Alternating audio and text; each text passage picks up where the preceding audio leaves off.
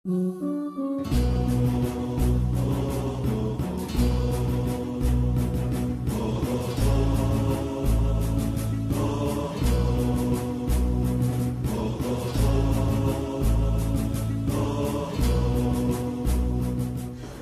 باللہ من الشیطان الرجیم بسم اللہ الرحمن الرحیم الحمدللہ رب العالمین والصلاة والسلام علی سید الانبیاء والمرسلین حبیب الہ العالمین ابی القاسم محمد صلی علی محمد وعلى آلہ الطیبین الطاہرین سیما بقیۃ اللہ فی الارضین قال اللہ تعالی فی کتابہ الکریم بسم اللہ الرحمن الرحیم ونريد ان نمن علی الذین استضعفوا فی الارض ونجعلهم ائمہ ونجعلهم الوارثین۔ ایک بار پھر درود بھیجے گا محمد وآل محمد اللہم صلی علی محمد وآل محمد پروردگار عالم کا انتہائی لطف و کرم ہے، انتہائی احسان ہے کہ اس نے ہمیں دین کے بارے میں سوچنے سمجھنے کا موقع نصیب فرمایا ہے، ماہ مبارک رمضان کی فضیلتوں کے حاصل کرنے کا امکان فراہم کیا ہے۔ اللہ کی دی ہوئی اس نعمت کا شکر بیدا لانے کے لیے اس دعا کے ساتھ کہ انشاءاللہ خدا اس میں اضافہ فرمائے گا اور ہماری توفیقات اور زیادہ بڑھ جائیں گی۔ درود بھیجے گا محمد وآل محمد صلی علی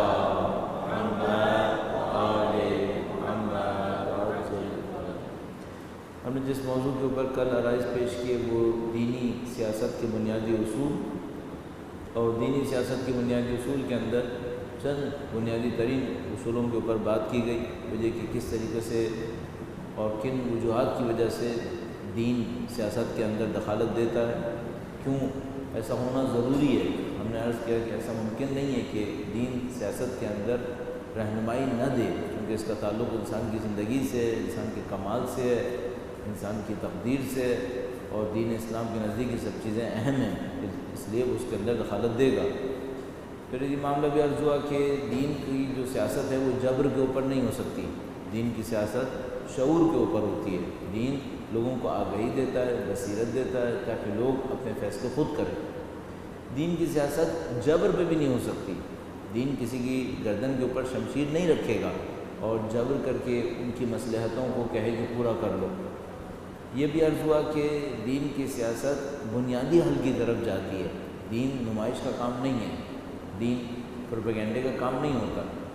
اور ساتھ یہ بھی عرض ہوا کہ دین کی سیاست میں مشکلات بھی آئیں گی، ایسا نہیں ہوگا کہ کوئی مشکل نہیں آئے گی، سارے مسائل حل ہو جائیں گے، نہیں، مشکلات آتی ہیں، مسائل جھیلنے پڑتے ہیں۔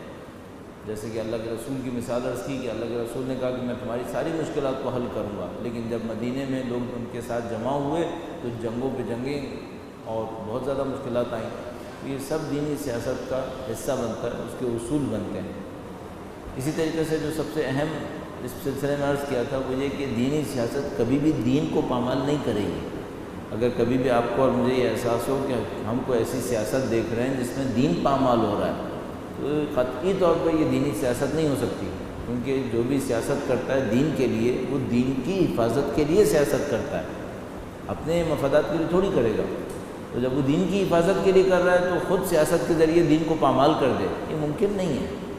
تو وہ جو مشہور و معروف جملہ ہے جو دنیا کے اندر کافی رائج ہے، اور اس کو اگر ہم ترجمہ کریں تو اس طرح کہیں گے کہ ہدف وسیلے کی توجیہ کر دیتا ہے، یعنی اگر آپ کا آبجیکٹو اچھا ہے تو آپ راستہ کون سا راستہ طے کریں یہ اتنا اہم نہیں ہے۔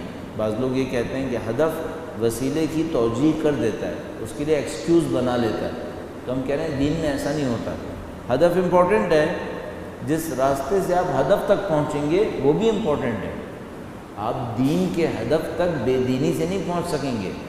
تو مثال کے طور پر کوئی یہ کہے کہ میں فتنہ مچا کر دین حاصل کر لوں گا، یعنی اگر آپ فتنہ مچا رہے ہیں تو فتنہ دین کے اندر قبول نہیں ہے، فتنہ مچا کے دین نہیں ہو سکتا۔ دھوکہ دہی کر کے دینی حکومت بنا دوں گا پھر لوگوں کو دیندار بنا دوں گا، ایسا نہیں ہو سکتا۔ اگر آپ دینی سیاست کر رہے ہیں آپ کو دین کے تمام احکام کا خیال کرنا پڑے گا، دین کے اصولوں کا خیال کرنا پڑے گا۔ اس کی بہت ساری مثالیں دی جا سکتی ہیں اور مسلسل آپ کی خدمت میں عرض کی گئی ہیں۔ آج ہم ان تمام باتوں کے پس منظر میں متمرکز ہوں گے، زیادہ توجہ دیں گے امام دوم امام حسن مجتبی علیہ السلام کی صلح اللہم صلی محمد وآل محمد وعجل فرج۔ یہ جو چیپٹر ہے یہ تاریخ اسلام کے پیچیدہ چیپٹرز میں سے ایک چیپٹر ہے۔ البتہ الحمدللہ رب العالمین اب اس کے اوپر اتنی بات ہو گئی ہے اور دسیوں سالوں سے بات ہو رہی ہے کہ اب لوگوں کے نزدیک کافی حد تک یہ معاملہ حل ہوتا نظر آتا ہے۔ لیکن بہرحال جب بھی کہیں سیرت ائمہ کے اوپر بات ہوتی ہے تو چند چیپٹرز ایسے آتے ہیں جن کے اوپر بہت سخت ڈسکشن کرنا پڑتا ہے۔ اس میں سے ایک چیپٹر امام کی صلح کا ہے، اور میں جب بھی اس کے اوپر بات کرتا ہوں تو ضرور عرض کرتا ہوں کہ رہبر معظم نے انتہائی نفیس کتاب اپنی تقریباً جوانی کے زمانے میں جب وہ جلاوطنی کی زندگی گزار رہے تھے، ایران کے ایک شہر سے ان کو دوسرے شہر میں جلاوطن کر دیا گیا تھا تاکہ ان کے نزدیک لوگ نہ آئیں۔ تو جب وہ جلاوطنی کے دور میں تھے تو انہوں نے کتاب ٹرانسلیٹ کی تھی، صلح امام حسن نام کر کے۔ شیخ آل یاسین اس کے رائٹر تھے، رہبر معظم نے اس کو ترجمہ کیا تھا، بہت نفیس کتاب۔ یہ میرے خیال میں اب اردو میں بھی اویلیبل ہے، انگلش میں بھی ہے، اور فارسی عربی میں تو فارسی میں خود رہبر معظم نے ترجمہ کی تھی اور عربی میں اصلی کتاب تھی۔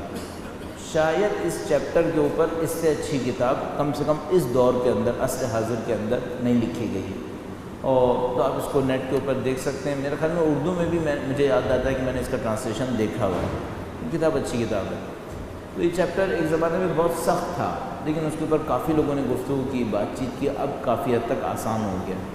اچھا، لوگ امام کی صلح کو معمولاً اعتراض کے عنوان سے دیکھتے ہیں، اعتراض کے عنوان سے دیکھتے ہیں کہ امام نے یہ صلح کیوں کی، اور مثلا ہم جیسے بولنے والے سے کہتے ہیں کہ اب آپ اس کو ڈیفینڈ کریں کہ امام نے صلح کیوں کی۔ میرا اپنا خیال ہے کہ ہمیں اس کو تھوڑا سا اب اتنے مدت ڈیفینڈ کرنے کے بعد اس کو ایک اور طریقے سے دیکھنا پڑے گا۔ ہمیں یہ دیکھنا پڑے گا کہ یہ جس کے ذہن میں یہ سوال اٹھ رہا ہے اس کے ذہن میں دین کا کون سا حکم معلوم نہیں ہے جس کی وجہ سے یہ سوال اٹھ رہا ہے۔ آپ تصور کریں، ایک دفعہ یہ ہوتا ہے ہم کہتے ہیں بھائی تمہارا سوال اٹھنا بالکل صحیح ہے، میں ڈیفینڈ کرتا ہوں، میں دفاع کروں گا۔ ابھی میں کہہ رہا ہوں یہ نہیں کروں گا، اب میں سوچوں گا یہ جس کے ذہن میں یہ سوال اٹھا ہے اس کے دماغ سے دین اسلام کا کوئی حکم نکلا ہوا ہے۔ اگر دین اسلام کے سارے حکم اس کے ذہن میں ہوتے تو یہ سوال اٹھنا ہی نہیں تھا اس کے ذہن میں۔ یہ جو سوال اٹھا ہے اس کا مطلب ہے کہیں کوئی کمی رہ گئی ہے۔ تو اب میں کیا کروں گا؟ آج میں یہ کروں گا کہ جو کمی ہے جس کی وجہ سے یہ سوال اٹھا ہے وہ کمی بیان کرنی چاہیے، کہ کسی کو یہ حکم پتہ نہیں ہوگا تو وہ یہ سوال کرے گا، اور اگر یہ حکم پتہ ہوتا تو پھر یہ سوال نہیں کرنا تھا اس نے۔ اب میں اس انداز میں اس کو عرض کروں گا، درود بھیجے گا محمد وآل محمد صلی علی محمد وآل محمد وعجل فرج۔ کوئی امام کی صلح کے اوپر کیوں سوال کرے گا؟ پہلی وجہ اس کو شاید یہ نہیں معلوم کہ دین کے احکام کم مدت کے لیے نہیں ہوتے، دین کے احکام اہل بیت کی سنت، ان کی سیرت سینکڑوں سالوں کے لیے ہوتی ہے۔ تو اگر وہ کوئی ایسا کام کرے جس کا اس وقت میں فائدہ نہ ہو، اس سے کوئی سوال نہیں اٹھنا چاہیے۔ لمبی مدت میں فائدہ ہو تو معاملہ ختم ہے، تمام احکام لمبی مدت کے لیے ہوتے ہیں۔ مثلا آپ مجھ سے ایسے ہی میں کہہ رہا ہوں آپ مجھے نہیں دیں گے، آپ مجھے 1 کروڑ روپے دیں اور مجھ سے کہیں کہ 2 میں سے کوئی ایک کام کر لو، یا تو کوئی ادارہ کھول لو یا لوگوں کو دیگ پکا کے کھلا دو۔ آپ بتائیں میں کیا کروں گا؟ میں کیا دیگ پکا کے کھلاؤں گا؟ میں کہوں گا بھائی اگر میں 1 کروڑ روپے کی دیگیں پکا کے کھلا دوں گا تو یہ تو 2 گھنٹے میں 4 گھنٹے میں دیگ کا کھایا ختم ہو جائے گا، 1 کروڑ روپے برباد ہو جائیں گے۔ تو میں یہ کروں گا کہ جو اتنا ڈھیر سارا پیسہ مثلا جمع ہو گیا، تھوڑا سا پیسہ، اس پیسے سے اگر کوئی چھوٹا موٹا ادارہ کھولا جا سکے تو وہ میں کھول دوں گا، اس طرح کروں گا۔ ایسی مثال عرض کر رہا ہوں، ابھی میں امریکہ میں تھا تو ایک صاحب نے بتایا کہ انہوں نے امریکہ کے، بلکہ ان کا ای میل بھی آیا ہوا ہے ابھی، انہوں نے کہا کہ انہوں نے امریکہ کے ایک ادارے میں جو ان کا دینی مدرسہ ٹائپ کا سمجھ لیجئے، جہاں پر وہ ریلیجیس اسٹڈیز کیا کرتے ہیں، بہت ریپیوٹیڈ ادارہ ہے، وہ ادھر گئے، انہوں نے کہا کہ ہم اپنے امام کے نام پر ایک ڈپارٹمنٹ کھولنا چاہتے ہیں، جس کو وہ لوگ ڈپارٹمنٹ تو نہیں، یعنی ایک حصہ سمجھ لیجئے جس کو چیئر کہتے ہیں۔ تو انہوں نے کہا کہ ہم آپ کی یونیورسٹی میں امام علی چیئر اسٹیبلش کرنا چاہتے ہیں۔ یہ جو امام علی چیئر ہوگی یہ کیا کرے گی؟ یہاں پر ایک ٹیچر ہوگا، وہ کچھ کورسز آفر کرے گا، وہ ہر سیمسٹر میں کچھ کورسز پڑھائے گا، اور آپ کی یونیورسٹی اس کورسز کو اکوموڈیٹ کرے گی اپنے سلیبس کریکولم کے اندر۔ تو انہوں نے کہا ہم امام علی چیئر کھولنا چاہتے ہیں، تو اس یونیورسٹی نے کیا کیا؟ طریقہ کار یہ ہے، اچھا اب اس میں بھائی اگر وہ ایک چیئر کھولنا چاہتے ہیں تو اس کا مطلب ہے ٹیچر کو سیلری بھی دینی ہے، اس جو بچے اس جگہ پہ پڑھنے آئیں گے ان کو بھی تو اکوموڈیٹ کرنا پڑے گا، پھر ٹیچر کی سیلری ہوگی، ساری چیزیں ہوں گی، تو یہ سب خرچے ہوں گے۔ تو ایک طریقہ تو یہ تھا ان سے کہیں کہ بھائی آپ ہر سیمسٹر اتنے پیسے ہمیں دیں، تو جب تک آپ ہمیں پیسے دیتے رہیں گے ہم آپ کی چیئر چلاتے رہیں گے، جس سیمسٹر آپ نے پیسے نہیں دیے ہم آپ کی چیئر بند کر دیں گے۔ اگر وہ یہ کریں تو یونیورسٹی اس کا مطلب یہ ہے کہ اسٹرانگ بیسس پہ نہیں ہے، ایک سیمسٹر چیئر چلے گی، ایک سیمسٹر چیئر بند ہو جائے گی، جس دن ڈونر چلا گیا یہ معاملہ ختم ہو گیا۔ تو یونیورسٹی یہ کام نہیں کر سکتی، یونیورسٹی شارٹ ٹرم کام نہیں کرتی، یونیورسٹی لانگ ٹرم کام کرتی ہے۔ تو انہوں نے ان سے کیا کہا؟ انہوں نے کہا بھائی ایسا ہے، ہم امام علی چیئر کھولنے کو تیار ہیں، آپ کو ایک دفعہ ایک لمبی رقم ہمیں دینی پڑے گی، جس کو انڈاؤمنٹ فنڈ کہتے ہیں۔ آپ کچھ پیسہ دیجیے ہمیں، ہم اپنے انڈاؤمنٹ فنڈ میں ڈال دیں گے، اس پیسے سے آپ کے جتنے رننگ ایکسپنسز ہیں وہ پورے ہوتے رہیں گے، پھر ہم آپ کو نہیں چھڑیں گے، پھر ہم آپ کی چیئر پلیج کرتے ہیں کہ ہم آپ کی چیئر چلاتے رہیں گے، انڈاؤمنٹ فنڈ میں پیسہ ڈال دیجئے۔ کتنا پیسہ ڈال دیجئے؟ تو کنسیشن کے اوپر کر کے $1.5 ملین پہ بات ختم ہو گئی۔ $1.5 ملین اردو زبان میں 15 کروڑ روپے بنیں گے، یعنی روپے پیسے میں 15 کروڑ روپے بنیں گے۔ لیکن 15 کروڑ روپے سے کیا کام ہوا؟ ہمیشہ کے لیے ایک چیئر اسٹیبلش ہو گئی، امام علی چیئر۔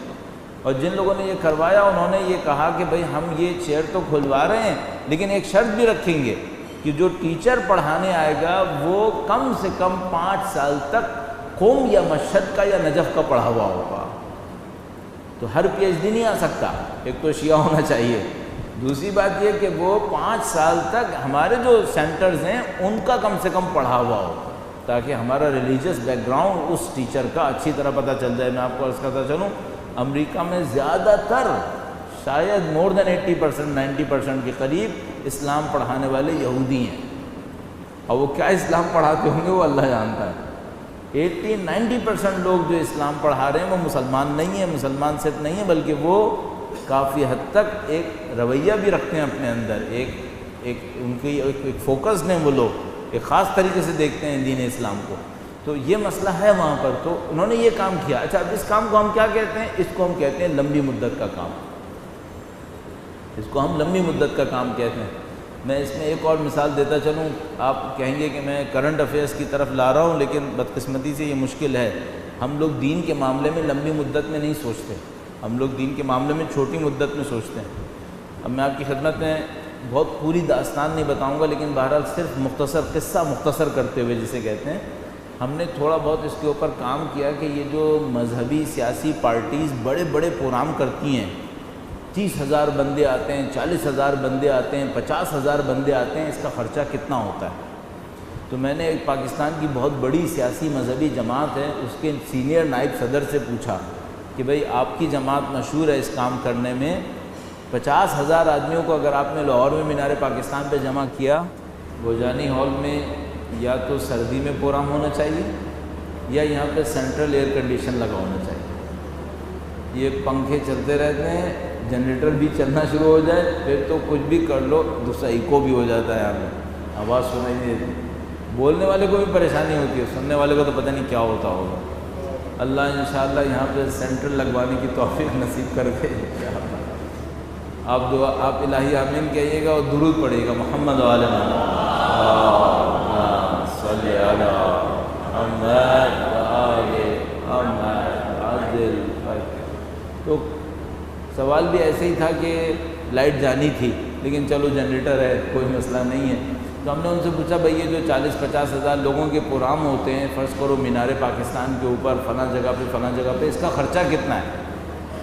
تو وہ سینئر نائب صدر ابھی حیات ہیں، بہت جانی پہچانی شخصیت ہیں، آپ سب جانتے ہیں ان کو، تو انہوں نے ادھر ادھر گھمایا پھرایا، اس کے بعد بہرحال انہوں نے بتایا کہ 5 کروڑ لگ جاتے ہیں، 5 کروڑ لگ جاتے ہیں۔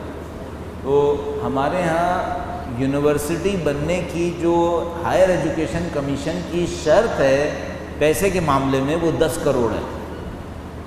اس کا مطلب یہ ہے کہ اگر 2 بڑے پروگرام نہ ہوں تو شیعہ کی بھی یونیورسٹی کھل سکتی ہے، لیکن ہم 8 کر لیں گے، یونیورسٹی نہیں کھولیں گے، اور ہم کرتے رہتے ہیں۔ تو 4-5 پیٹی کے پروگرام تو ہم پتہ نہیں کتنے کر چکے ہیں لیکن یونیورسٹی نعوذ باللہ تعالی وہ کبھی نہیں کھولیں گے۔ لمبی مدت کا کام ہمارے دماغ میں نہیں ہے، یہ ہے ہی نہیں ہمارے دماغ میں۔ یہ جو مشکل ہے، جس کے دماغ میں یہ مشکل ہے نا، اس کو صلح امام حسن سمجھ میں نہیں آئے گی، کیونکہ وہ کم مدت پہ دیکھ رہا ہے۔ اہل بیت کم مدت پہ نہیں دیکھتے، اہل بیت سینکڑوں سال پہ کم از کم دیکھتے ہیں، کم از کم سینکڑوں سال پہ۔ حقیقت تو یہ کہ ابد تک کے لیے دیکھتے ہیں، قیامت تک کے لیے دیکھتے ہیں، لیکن کم سے کم سینکڑوں سال پہ دیکھتے ہیں۔ اب تصور کریں کہ سید الشہداء کی قربانی کا اصلی رنگ ابھی بھی ہمیں سمجھ میں نہیں آیا ہے۔ 1300 سال ہو چکے، 1400 سال ہونے والے، ابھی بھی ہمیں سمجھ میں نہیں آیا ہے۔ البتہ الحمدللہ رب العالمین اس نسل کو کچھ دیکھنے کو مل رہا ہے، لیکن اصلی رنگ ابھی نظر آئے گا ہمیں۔ تو 1400 سال ہونے والے ہیں ابھی۔ یہ اہل بیت اطہار علیہ السلام کے کام کی گہرائی ہے، وہ میرے اور آپ سے وابستہ نہیں ہیں، وہ خدا سے وابستہ ہیں۔ خدا ابد ازل ہے، اس کو کیا مشکل ہے؟ تو وہ لوگ کبھی بھی کم مدت پہ نہیں سوچتے، تو جو لوگ کم مدت پہ سوچتے ہیں وہ صلح امام حسن پہ پھنس جاتے ہیں۔ وہ کہتے ہیں یہ کیا ہو گیا، وہ کیا ہو گیا۔ اچھا، یہ کم مدت پہ سوچنے والے کربلا میں بھی پھنس جاتے، وہ کربلا میں بھی پھنس جاتے۔ اگر عزاداری کا نظام ایسا نہیں ہوتا تو یہ کہتے یہاں تو بھی نقصان ہو گیا، نعوذ باللہ تعالیٰ۔ تو یہ ہم لوگوں کو کیا کرنا ہوگا؟ ہمیں دین کے نام پر لمبی مدت کی باتوں کو سوچنا پڑے گا۔ اب آپ تصور ہمیشہ اپنے ذہن میں رکھیے گا کہ ایک وہ کام ہے، جیسے ابھی آپ یہ کام کر رہے ہیں نا، یہ ایک اچھا کام ہے، اس کو لمبی مدت پہ لے کے جانا ہے، طریقہ کار کیا ہوگا؟ اور لمبی مدت جیسے آپ بات کرتے ہیں نا تو پھر ایک اور چیز سامنے آتی ہے، وہ کیا؟ ادارے بننا۔ ایک کام ہوتا ہے جو ایک آدمی کے بلبوتے پہ چل رہا ہوتا ہے، یہ آدمی مرے گا معاملہ ختم ہو گیا۔ ایک کام وہ ہوتا ہے جو ادارے کے اوپر چل رہا ہوتا ہے، ادارے باقی رہتے ہیں، بندے مر جاتے ہیں۔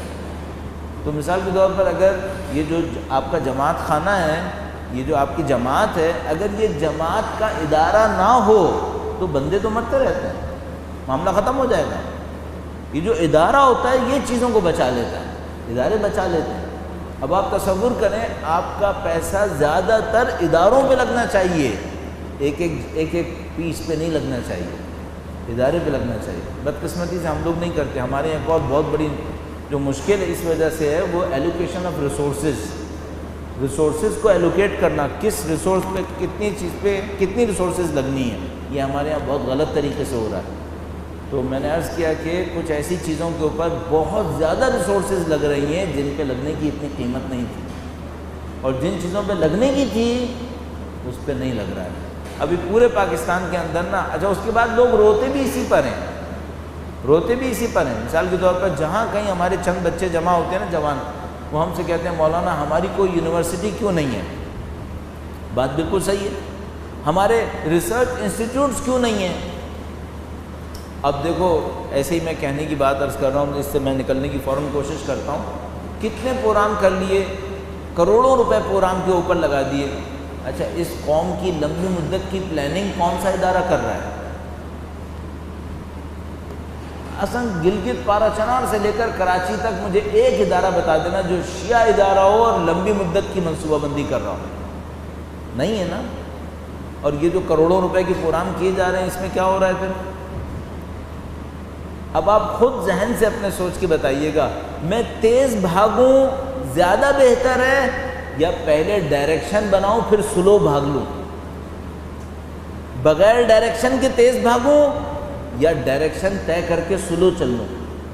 تو میں یہ کہوں گا سلو چلو، ڈائریکشن پہلے طے کر لو۔ ابھی ڈائریکشن نہیں ہے، اور یہ میں اتنی دفعہ چیلنج کے طور پر اسپیکرز پہ مختلف فورمز پہ کہہ چکا ہوں کہ کسی کے پاس ہے تو 10 صفحے دکھا دے، 10 صفحے دکھا دے کہ لمبی مدت کی 15-20 سال کی منصوبہ بندی میں کیا ہے، کسی کے پاس 10 صفحے دکھا دے۔ یہ ہماری مشکل ہے. اہل بیت ایسے نہیں کریں گے. اہل بیت لازم مدت کی منصوبہ بندی پہ کام کریں گے.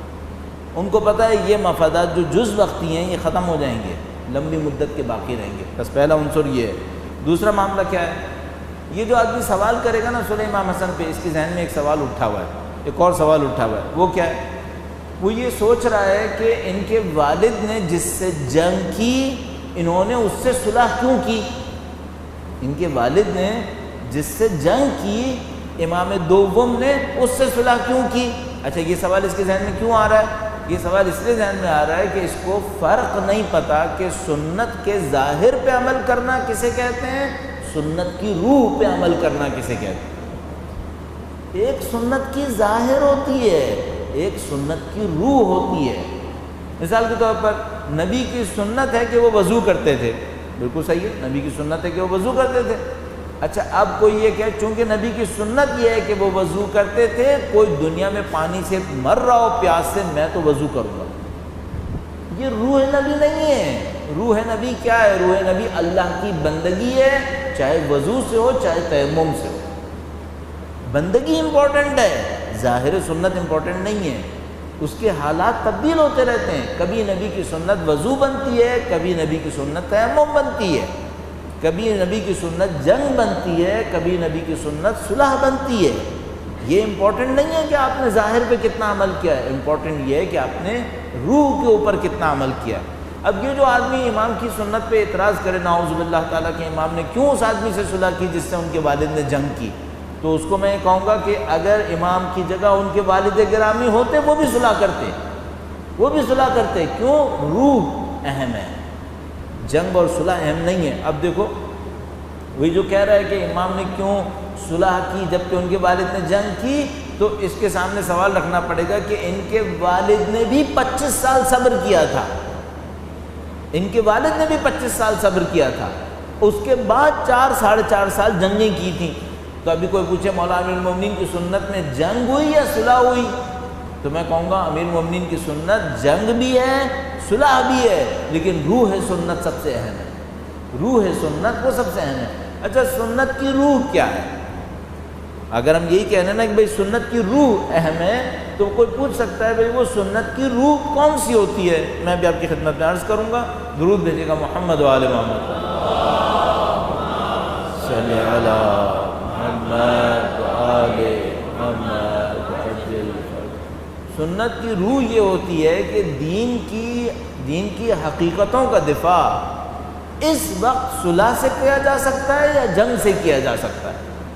دین کی حقیقتیں ہیں, دین ایک نظریے کا نام ہے. اس نظریے کا دفاع اس وقت جنگ سے بہتر ہوگا یا صلح سے بہتر ہوگا.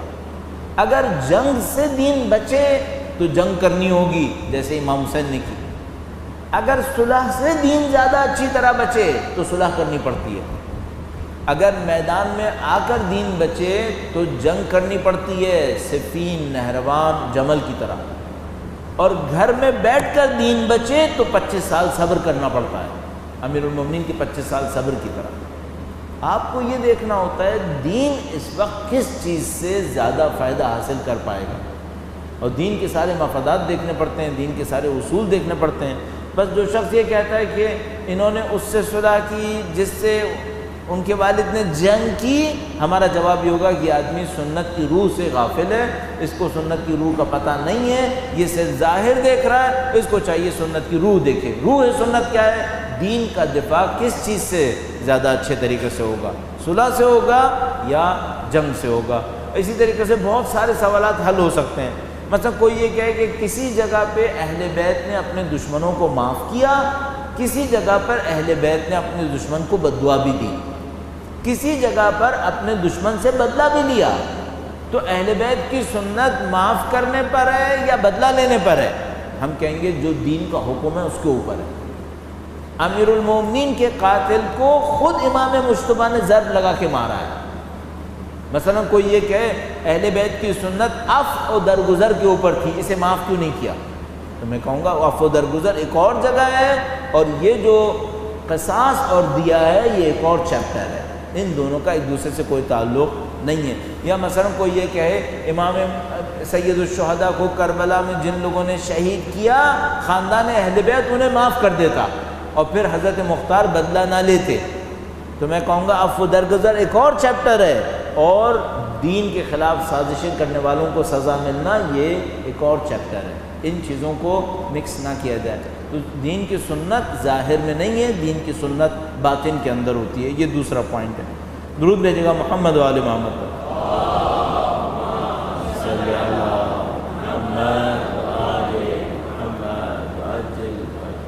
اچھا اب ایک اور بہت پیچیدہ معاملہ ہے، پیچیدہ سا معاملہ ہے. عصر حاضر سے اگر ہم اس کی مثال دینا چاہیں تو میں ایک واقعے سے آپ کی خدمت میں عرض کروں گا اس مثال کو. ایک بار پھر درود بھیجے گا محمد و آل محمد.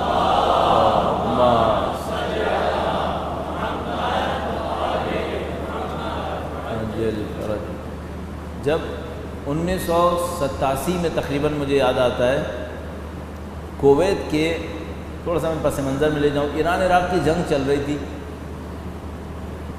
1987، مجھے یاد آتا ہے 1987 تھا. ایران عراق کی جنگ چل رہی تھی اور اس زمانے میں ایرانی میزائلز اور عراقی میزائل ایک دوسرے کے آئل ٹینکرز کو ہٹ کرتے تھے، آئل ٹینکرز کو مارتے تھے. تو آئل ٹینکرز کا پرشین گلف سے نکل کر پہنچنا بہت مشکل ہو گیا تھا، تیل کی پیداوار بہت زیادہ متاثر ہو رہی تھی اس سے. تو کویت والوں نے ایک ڈرامہ کیا، کویت والوں نے، انہوں نے امریکنز کو بلایا، امریکیوں کو بلایا، اور امریکی آرمی نے کویت کے آئل ٹینکرز کو اسکارٹ دیا، آگے آگے چلے ان کے، تاکہ ان کو کوئی نقصان نہ پہنچائے. یہ جو کویت میں مسجد میں سانحہ ہوا ہے، کویت کے امیر کو کافی اپریشیٹ کیا جا رہا ہے کہ وہ آیا وہاں پر فوراً مسجد میں، اس کے جو کام اچھا ہے وہ اچھا ہے. لیکن یہ میں بتاتا چلوں کہ کویت نے ایران عراق جنگ میں جو کچھ کیا ہے وہ بہت بڑی خباثت ہے، وہ بہت بڑی مصیبت تھی.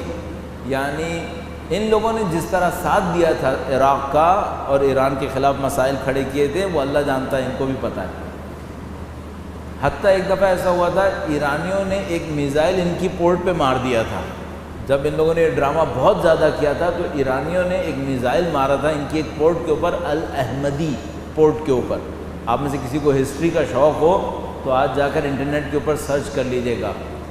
اس کو عربی میں کہتے ہیں مینا الاحمدی، مینا یعنی پورٹ. اس کے اوپر ایرانیوں نے ایک میزائل مارا تھا جو بالکل ڈاٹ جا کر گرا تھا، اور وہ میزائل پتہ نہیں کس چکر میں ایک تھوڑا سا کرو لے کر گرا تھا، تو وہ بڑے مسائل ہو گئے تھے اس کے اوپر، اور پتہ نہیں کیا کیا مسائل بن گئے تھے.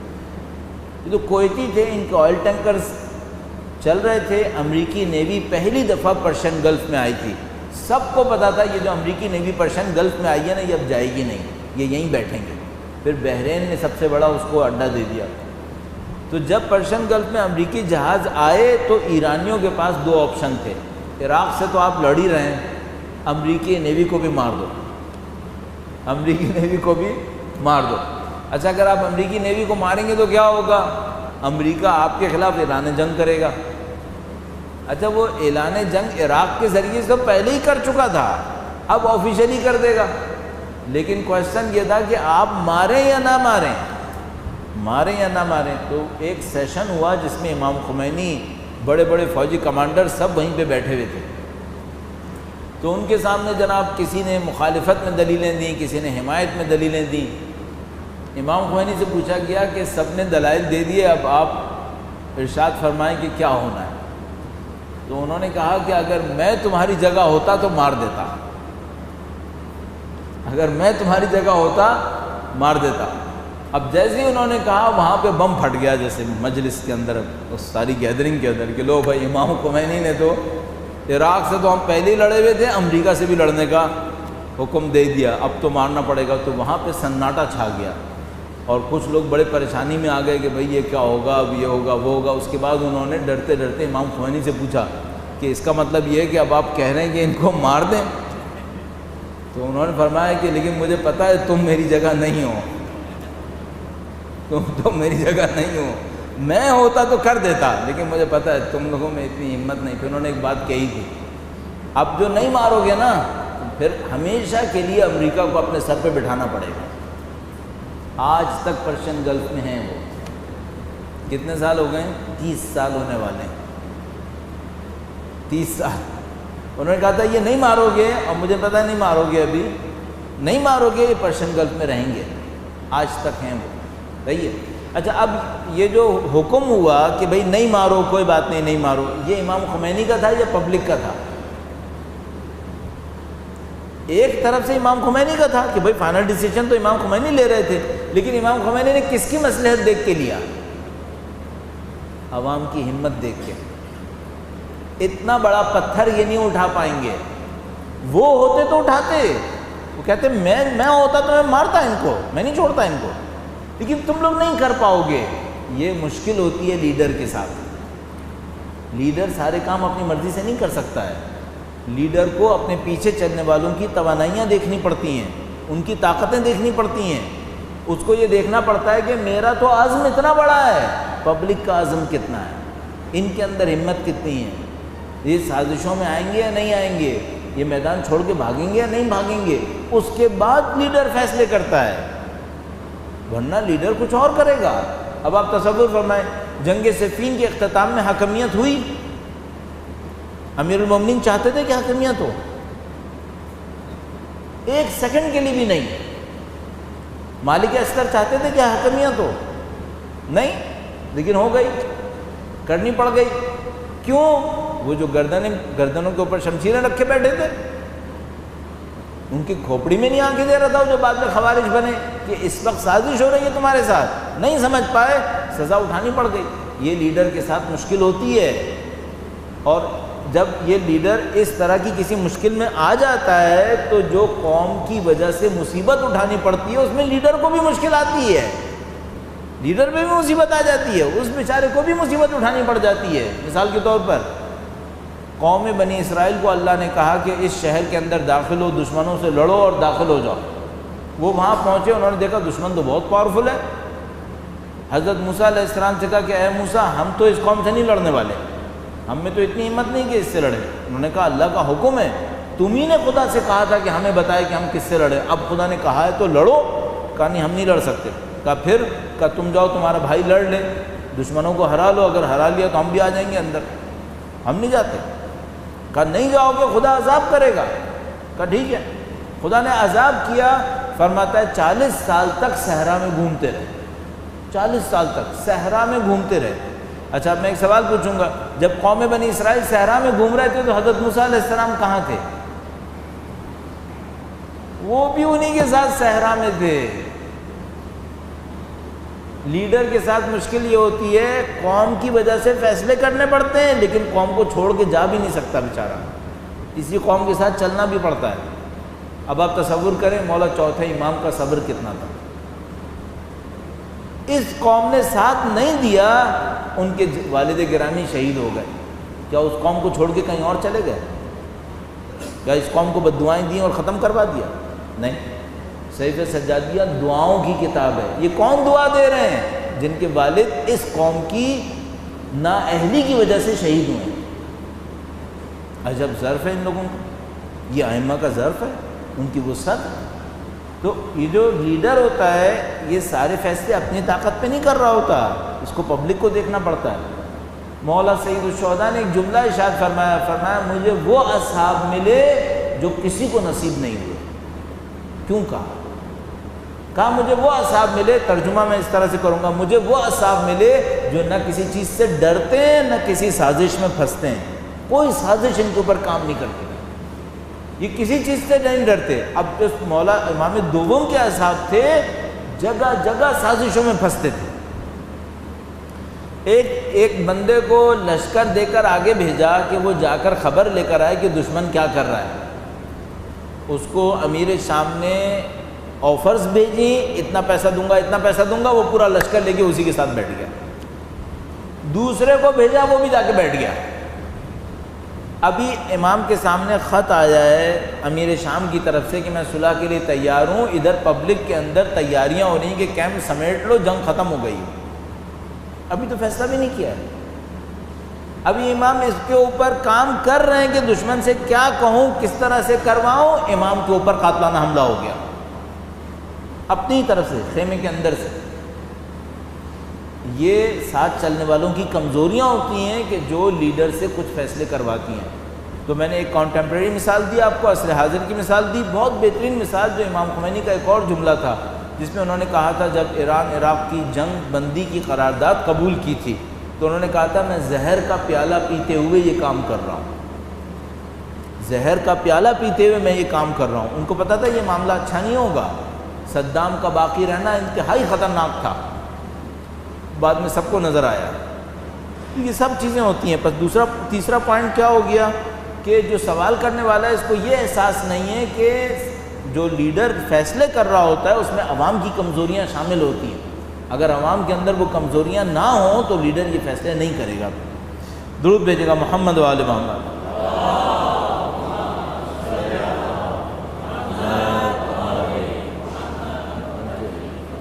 یہ جو سوال کرنے والا یا اعتراض کرنے والا ہو سکتا ہے اس کے ذہن میں ایک اور مشکل بھی پھنسی ہوئی ہے، ایک اور مشکل بھی آ سکتی ہے. وہ کیا؟ یہ سمجھ رہا ہے کہ صلح کرنا، ڈائیلاگ کرنا سامنے والے کو قبول کرنے کے برابر ہے. جو بھی سوال کرنے والا ہے اس کے ذہن میں ایک مشکل ہے، وہ یہ سمجھ رہا ہے کہ جیسے ہی کبھی آپ صلح کرتے ہیں اس کا مطلب یہ ہے کہ آپ نے سامنے والے کو، ایک اصطلاح استعمال ہوتی ہے لیجیٹیمیسی، یعنی آپ نے سامنے والے کو جواز دے دیا کہ تم صحیح ہو. نہیں، ایسا نہیں ہوتا. صلح کا مطلب سامنے والے کے ہر کام کو لیجیٹیمیسی دینا نہیں ہوتا، مجبوری بھی ہوتی ہے، مشکل بھی ہوتی ہے. مثلا جب امام نے صلح کی تو نعوذ باللہ تعالیٰ کیا امیر شام کو خلیفہ مانا؟ نہیں. پورے صلح نامے کے اندر دیکھ لو ایک جگہ بھی نہیں لکھا کہ خلیفہ مانا. اور یہ وہ چیز تھی جس پر سید الشہداء نے جان دی، کہا میں خلیفہ نہیں مانوں گا، اس کے ہاتھ پر بیعت نہیں کروں گا. اب میں آپ کی خدمت میں عرض کروں، اگر امیر شام اپنے معاہدے کے اندر یہ جملہ ڈالتا کہ یہ میرے ہاتھ پر بیعت کریں گے، کربلا وہیں بننی تھی، وہیں کربلا بن جاتی. امام نے بیعت نہیں کرنی تھی، اس کو مشروعیت، لیجیٹیمیسی نہیں دینی تھی. یزید امام سے لیجیٹیمیسی مانگ رہا تھا اور امیر شام نے کیا کہ یہ مشروعیت نہیں مانگی، کہا میں اور یہ صلح کر رہے ہیں، ایک معاہدہ کر رہے ہیں، جب تک میں زندہ ہوں میں حاکم رہوں گا. اصل معاہدے کے اندر حاکم کا لفظ لایا ہے، خلیفہ کا لفظ لایا ہی نہیں. اس کو پتا تھا میں یہ لے کے آؤں گا مصیبت بن جائے گی، امام کبھی بھی نہیں مانیں گے. اس کے بعد یہ طے ہوا کہ جب یہ مر جائے گا تو خلافت امام کے پاس آئے گی، حکومت امام کے پاس آئے گی اور امام حاکم ہوں گے اور جس کو وہ چاہیں گے منسوخ کریں گے اس طرح کا. تو جو چوتھا پوائنٹ ہے یہاں پر وہ یہ کہ جب کسی کے ساتھ صلح کی جاتی ہے تو اس کا مطلب مشروعیت یا لیجیٹیمیسی نہیں ہوتا، البتہ یہ آپ کی ہوشیاری ہوتی ہے آپ اس کام کو کیسے کریں. عصر حاضر میں مثال دے دوں آپ کی خدمت میں. 1996 میں حزب اللہ اور اسرائیل کی ایک جنگ ہوئی تھی. ایک تو ابھی جنگ ہوئی تھی تقریباً 2006 میں میرے خیال میں، ایک 1996 میں ہوئی تھی. بڑا زبردست معرکہ ہوا، اسرائیل نے حزب اللہ کے اوپر حملہ کیا، یہ کیا وہ کیا. جس طرح اس وقت اپنے اہداف حاصل کرنے میں اسرائیل ناکام رہا تھا، 1996 میں بھی ناکام رہا تھا. اچھا جب ناکام رہا اور جنگ آگے نہیں بڑھا سکا تو دونوں کے درمیان جنگ بندی کا معاہدہ ہوا. یہ جو جنگ بندی کا معاہدہ ہوا یہ حزب اللہ نے بہت ٹرک کے ساتھ کیا. انہوں نے کہا کہ جنگ بندی کے معاہدے کو کس پیپر پہ لکھا جائے؟ اسرائیلی حکومت کے آفیشیل ڈاکومنٹ پہ. انہوں نے کہا اگر یہ ہوتا تو معاملہ ہی ختم تھا. پھر تو سمپل سادہ پیپر کے اوپر ایگریمنٹ ہوگا، آفیشیل ڈاکومنٹ پہ نہیں کریں گے. کیوں؟ اگر آفیشیل ڈاکومنٹ پہ کریں گے تو اس کا مطلب ہے ہم نے تمہارے وجود کو تسلیم کر لیا، ہم تمہارا وجود مانتے ہی نہیں ہیں. آپ کو یہ دیکھنا پڑے گا کہ آپ صلح کن شرائط کے اوپر کر رہے ہیں. ہر صلح کرنے والا صحیح نہیں ہوگا، ہر صلح کرنے والا غلط بھی نہیں ہوگا. کچھ صلح کرنے والے غلط ہوں گے، کچھ صلح کرنے والے صحیح ہوں گے. آپ کو یہ دیکھنا پڑے گا، آپ کو ہوشیاری رکھنی پڑے گی. اب کنٹمپریری ایشو میں یہی جو ابھی ہونے والا ہے اس کو ذہن میں رکھیے گا. یہ جو امریکہ اور ایران کا معاملہ ہوگا کہ اگر یہ بن گیا معاملہ اور رہبر معظم نے کہا کہ صحیح ہے، اس کا مطلب ہے یہ ان معاہدوں میں سے ہے جن کو آپ اور مجھے بہت خریدنا پڑے گا کہ کس ہوشیاری کے ساتھ یہ معاہدہ کیا گیا. رہبر معظم نے ایک اور بہت بڑا کام یہ کیا کہ ابھی چند دن پہلے اپنی ریڈ لائنز پبلک کے سامنے ڈکلیئر کر دی. پوری دنیا کو ایک بات پتہ ہے کہ رہبر معظم جیسے لوگ، سید نصر اللہ جیسے لوگ، یہ لوگ پیچھے ہٹنے والے لوگ نہیں ہیں. یہ کہتے ہیں تو مرتے ہیں. یہ لوگ اس ٹائپ کے لوگ ہیں کہ یہ اپنی جان دے دیتے ہیں، پیچھے نہیں ہٹ رہی ہیں کسی معاملے کے اندر. اچھا انہوں نے کیا کیا کہ اپنی ریڈ لائنز کو ڈکلیئر کر دیا پبلک کے سامنے کہ یہ ہماری ریڈ لائنز ہیں، ان کو ہم کسی کو کراس کرنے کی اجازت نہیں دیں گے۔ اب امریکہ کو ایک میسج پہنچ گیا کہ اب ان کے پیچھے آنا تو بھول جاؤ، یہ تو ہو ہی نہیں سکتا، اب جو کچھ بھی ہے اس کے پیچھے ادھر ہی رہنا، اسے کراس کرنے کی کوئی گنجائش نہیں ہے۔ تو یہ کیا ہو رہا ہے کہ صلح ہو سکتی ہے، لیکن صلح ان ٹرمز کے اوپر ہوگی جس پر رہبر معظم چاہیں گے، ان ٹرمز کے اوپر ہوگی۔ تو یہ بہت ایک باریک کام ہوتا ہے کہ آپ اس کام کو کس طریقے سے انجام دیں گے۔ اس لحاظ سے خود رہبر معظم نے اپنی کتاب کے اندر لکھا تھا کہ جو صلح امام حسن تھی، اور یہ بہت عجیب کام ہوا ہے، میں آپ کی خدمت میں نقطہ عرض کرتا چلوں۔ امام نے جب صلح کی تھی، اس کے اوپر جب رہبر معظم نے کتاب لکھی تھی، تو اپنی کتاب میں اس کو تاریخ کی ایک بہت بڑی جنگ قرار دیا تھا، بہت بڑی جنگ قرار دیا تھا کہ یہ امام نے جو صلح کی ہے یہ بہت بڑی اسٹریٹجک فتح لی ہے۔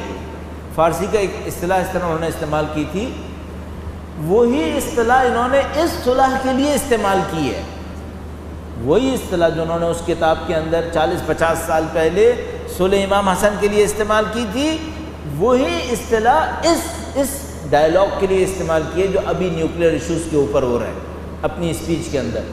تو ویسٹ کے اینالسٹ کے اندر ایک اینالسٹ نے اس کو پکڑ لیا کہ ان کی مینٹیلٹی اس وقت کون سی مینٹیلٹی ہے، تو اس نے پکڑ لیا کہ یہ جو سید خامنہئی ہے نا، یہ اس وقت اپنے آپ کو اسی پوزیشن میں دیکھ رہے ہیں جس پوزیشن میں امام مجتبی اپنے آپ کو دیکھ رہے تھے، اور اسی ہوشیاری کے ساتھ دشمن کے ساتھ صلح کرنے کی طرف جا رہے ہیں کہ میں ایسی صلح کروں گا کہ جو وہ حاصل کرنا چاہتا ہے وہ کبھی بھی حاصل نہیں کر پائے گا۔ اب یہاں پہ ویکنس کون سی ہے جس کی وجہ سے کرنا پڑ رہا ہے؟ پبلک کی ایک ویکنس ہے کہ وہ امریکہ کے ساتھ رابطے بنانا چاہ رہے ہیں، یہ پبلک کی ایک ویکنس ہے۔ ایرانی پبلک کے اندر اس وقت ایک ویکنس آئی ہوئی ہے، وہ یہ کہ یہ سمجھ رہے ہیں کہ امریکہ کے ساتھ تعلقات بنا کر ہماری زندگیاں بہتر ہونے والی ہیں، اور رہبر معظم کو اس معاملے کو اتنا خوبصورتی سے نکالنا پڑے گا کہ پبلک کا جو یہ مینٹیلٹی کا انداز ہے یہ ٹیسٹ ہو جائے، اور جمہوریہ اسلامی کو کوئی لمبی مدت کا گھاٹا نہ اٹھانا پڑے، لمبی مدت کا نقصان بھی نہ اٹھانا پڑے۔ تو ان دونوں کاموں کو بچانے کے لیے کرنے کے لیے انہوں نے ریڈ لائنز دی، ان ریڈ لائنز کو ہم کسی کو کراس نہیں کرنے دیں گے جو جمہوریہ اسلامی کی لمبی مدت کی مصلحتیں ہیں۔ اس طرح کا ایک کام انجام پاتا ہے، تو یہ کام آسان نہیں ہوتا، یہ کام کافی مشکل ہے۔ آخر میں دوبارہ اس جملے کو دہراؤں گا، نہ ہر صلح غلط ہوتی ہے، نہ ہر صلح صحیح ہوتی ہے۔ اس ریمائنڈر کو دوبارہ آپ کی خدمت میں عرض کرتا چلوں، جس کو میں بہت دفعہ پہلے بھی عرض کر چکا ہوں۔ ہم لوگوں کے ساتھ ایک مشکل یہ ہوتی ہے، ہم لوگ پہلے اپنے کام کو طے کر لیتے ہیں، پھر سیرت ائمہ سے اس کے حمایت میں نقطے اٹھانا شروع کر دیتے ہیں۔ میں پہلے طے کر لیتا ہوں مجھے اس آدمی کے ساتھ ملنا ہے، جب میں یہ طے کر لیتا ہوں کہ ملنا ہے تو میں مل جاتا ہوں، اور اگر کوئی مجھ سے پوچھتا ہے تم کیوں ملے تو میں کہتا ہوں میں نے وہی کیا جو امام دوم نے کیا۔ اچھا اگر مجھے اس سے لڑنا ہوتا تو میں کیا کرتا؟ پہلے فیصلہ کر لیتا کہ لڑوں گا، اس کے بعد کوئی پوچھتا کہ تم کیوں لڑے تو میں کہوں گا وہی کیا جو سید الشہداء نے کربلا میں کیا۔ ہم لوگ سیرت سے رہنمائی نہیں لیتے، سیرت کو اپنے دفاع میں استعمال کرتے ہیں۔ سیرت سے رہنمائی کیسے لی جاتی ہے؟ یہ دیکھا جاتا ہے امام نے کن حالات میں صلح کی تھی، کیا چیزیں ہوتی جو اگر تبدیل ہوتی امام صلح نہیں کرتے، کون سی چیزیں امام نے صلح نامے میں ڈالی تھیں جس کے ذریعے سے لمبی مدت کے مفادات کو، مصلحتوں کا دفاع کیا تھا۔ ہمیں ادھر سے شروع کر کے ادھر آنا چاہیے، ہم یہاں سے شروع کرتے ہیں، اپنا فیصلہ کر لیتے ہیں، پھر وہاں جا کر وہاں سے دلیل لے کر آ جاتے ہیں۔ یہ تو صرف سیرت ائمہ سے کھیلنے کے برابر ہو جائے گا، یہ تو اپنے مفادات میں استعمال کرنا ہو جائے گا۔ یہ بات میں نقطہ بھی عرض کرتا چلوں، اگر خدا نہ کرے کوئی کھیلنے پر آ جائے سیرت ائمہ سے، تو دنیا کے ہر غلط کام کے لیے وہاں سے کوئی دلیل نکال لے گا، غلط کام خود کر رہا ہوگا وہاں سے دلیل نکال لے گا، بجائے یہ کہ پہلے حالات کو دیکھے، پہلے واقعات کو دیکھے، اپنی کمزوریوں کے لیے دلیل سیرت سے نکال کے بیٹھ جائے گا۔ تو کسی کو گھر میں بیٹھنا ہوا تو سیرت سے دلیل لے لے گا، کسی کو میدان جنگ میں جانا ہوا تو سیرت سے دلیل لے لے گا۔ ہمیں یہ نہیں کرنا ہے، ہمیں یہ کرنا ہوگا، اور یہ ایکیڈیمک کام ہے، یہ ایک علمی کام ہوتا ہے، جا کے پہلے یہ دیکھنا پڑتا ہے ان کے حالات کیا تھے، میرے حالات کیا تھے، میرے جیسے حالات کس امام کے زمانے میں آئے اور ان امام نے ان حالات میں کیا کیا تھا، اس کے بعد مجھے فیصلہ کرنا ہوتا ہے کہ میں نے اب ان حالات میں کیا کرنا ہے۔ اور یہ بھی ہو سکتا ہے کہ ایک آدمی کی زندگی میں کئی ٹرنز آئیں، کبھی اس کو صلح کرنی پڑے، کبھی اس کو جنگ کرنی پڑے، جیسے مولا امیر المومنین کی حیات طیبہ میں۔ ہمارے عرائض یہیں پہ ختم ہوں گے چونکہ وقت ختم ہونے والا ہے، ہمارے بولنے کا وقت ختم ہو چکا ہے در حقیقت، اور اب ہم سوالات کی طرف جائیں گے۔ درود بھیجے گا محمد و آل محمد پر۔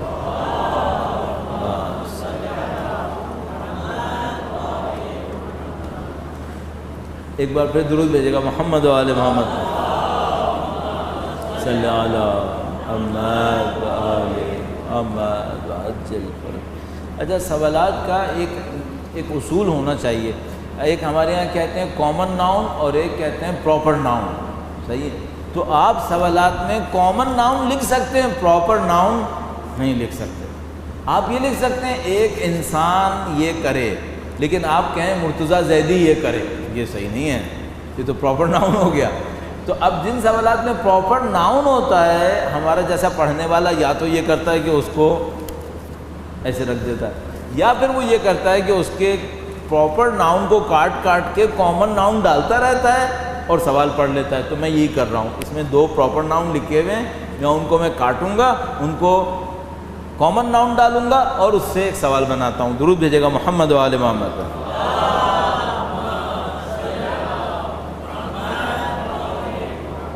لکھا ہے کیا موجودہ دور میں پاکستان میں دو شیعہ تعلیمی اداروں کے نام لکھے ہوئے ہیں، دو شیعہ تعلیمی اداروں کے نام لکھے ہوئے ہیں، کیا موجودہ دور میں پاکستان میں اس ادارے اور اس ادارے جس یونیورسٹی کے بارے میں کہہ سکتے ہیں کہ یہ ایک دور اندیشی پر مبنی کام ہے؟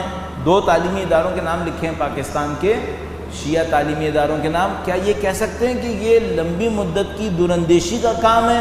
ہاں کہہ سکتے ہیں، ہاں کہہ سکتے ہیں، لیکن صرف ایک مشکل ہے، ہمیں یہ دیکھنا پڑے گا یہ ادارے ہیں یا ون مین شو ہیں۔ اگر ون مین شو ہیں غلط ہے، یہ نہیں چلے گا، ادارے ہیں چلے گا، بدقسمتی سے ون مین شو ہیں۔ اچھا، ون مین شو میں اور ادارے میں کیا فرق ہوتا ہے؟ اب تھوڑا سا باریکی میں چلا جاؤں۔ دیکھو، یہ فائدہ ہوتا ہے پراپر ناؤن نہ بولنے کا۔ اگر میں بول دیتا نام تو اب میں جو کچھ بول رہا ہوتا نا میرے لیے ایک مصیبت بننا شروع ہو جاتی، ان اداروں کے حامی افراد میری گردن تک کاٹ دیتے۔ اب میں نے چونکہ نام نہیں لیا اور اس سوال کو میں اپنی جیب میں رکھ لوں گا تو معاملہ ہی ختم ہو گیا کہ بھئی وہ کیا تھا، کیوں تھا، کیسا تھا۔ تو یہ ٹرک ہوتی ہے۔ اب ہمیں بھی 20 سال ہو گئے بالآخر یہاں پہ کام کرتے ہوئے، ہمیں بھی کچھ پتہ چل گیا۔ جو ون مین شو ہوتے ہیں یہ ختم ہو جاتے ہیں، جو انسٹیٹیوٹس ہوتے ہیں وہ باقی رہتے ہیں۔ اچھا، ون مین شو اور انسٹیٹیوٹ میں فرق کیا ہوتا ہے؟ غور سے دیکھیے گا۔ جہاں پر فیصلے اصول اور ضوابط کے تحت کچھ لوگ مل کے کرتے ہیں وہ ادارے ہوتے ہیں۔ جہاں پہ فیصلے سینٹرلی ایک آدمی کے کہے پر یس نو چل رہا ہوتا ہے، یہ ون مین شو ہوتا ہے، یہ ون مین شو ہوتا ہے۔ ایران میں ولایت فقیہ کا نظام ہے، جو ولایت فقیہ تمام تر اختیارات رکھتی ہے، لیکن فیصلے کیسے ہوتے ہیں؟ فیصلے سب مل کے ہوتے ہیں۔ آخر میں جاتا ہے اس کے پاس کہ وہ یس کرے تو یس ہوگا، نو کرے تو نو ہوگا، لیکن وہ نہیں کر رہا۔ وہ کہتا نہیں کرو، فیصلے کرو، تم لوگ فیصلے کرو۔ پارلیمنٹ بناتا ہے، کیبنٹ بنائی، مجلس تشخیص مصلحت نظام بنائی، مجلس خبرگان بنائی، شورا نگہبان، یہ سب بناتے ہیں۔ کیوں؟ لوگوں کو فیصلوں کے کرنے میں شامل کرو۔ کیوں؟ ورنہ فیصلے اگر ایک آدمی کرتا رہا، یہ آدمی کبھی مرے گا، اس کے بعد کیا ہوگا؟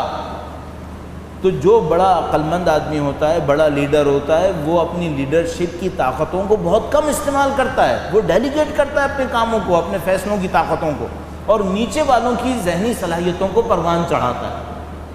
جب کوئی آدمی ادارے بناتا ہے تو لوگوں کی ذہنی صلاحیتوں کو پروان چڑھاتا ہے کہ تم میری زندگی میں اس قابل ہو جاؤ کہ فیصلے صحیح کر سکو۔ اور جو ون مین شو ہوتا ہے وہ کیا کرتا ہے؟ وہ کہتا ہے جب تک میں ہوں نا تم لوگوں کو سوچنے کی کوئی ضرورت نہیں ہے، میں سوچ رہا ہوں، میں فیصلے کر رہا ہوں۔ سب لوگ کہتے ہیں آپ جو کہتے ہیں بس وہ ختم۔ یہ اس کا مطلب ہے تم ون مین شو کرو، تم ادارے نہیں بنا رہے۔ مجھے جو سب سے بڑا خطرہ لگتا ہے وہ یہ کہ ہم لوگ ون مین شو کرتے ہیں۔ اچھا اس میں کیا ہوتا ہے؟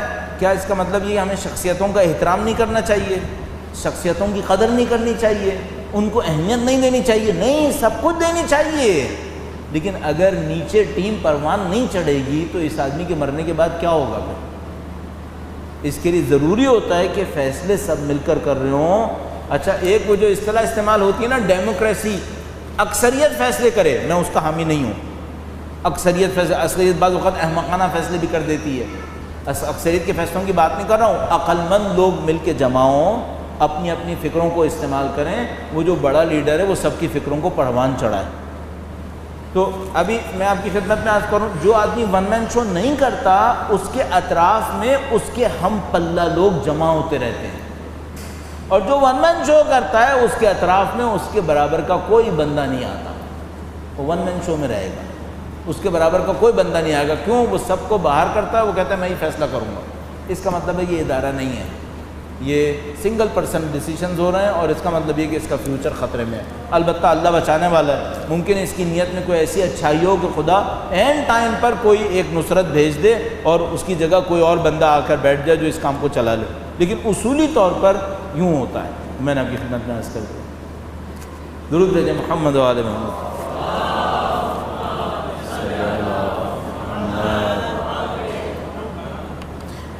انہوں نے کہا کہ یہ کہا گیا کہ دینی سیاست کرنے والا کبھی دین کو قربان نہیں کرے گا، پھر کیا وجہ تھی کہ امیر المومنین نے اپنی خلافت کے دوران نماز تراویح کو ختم نہیں کروایا؟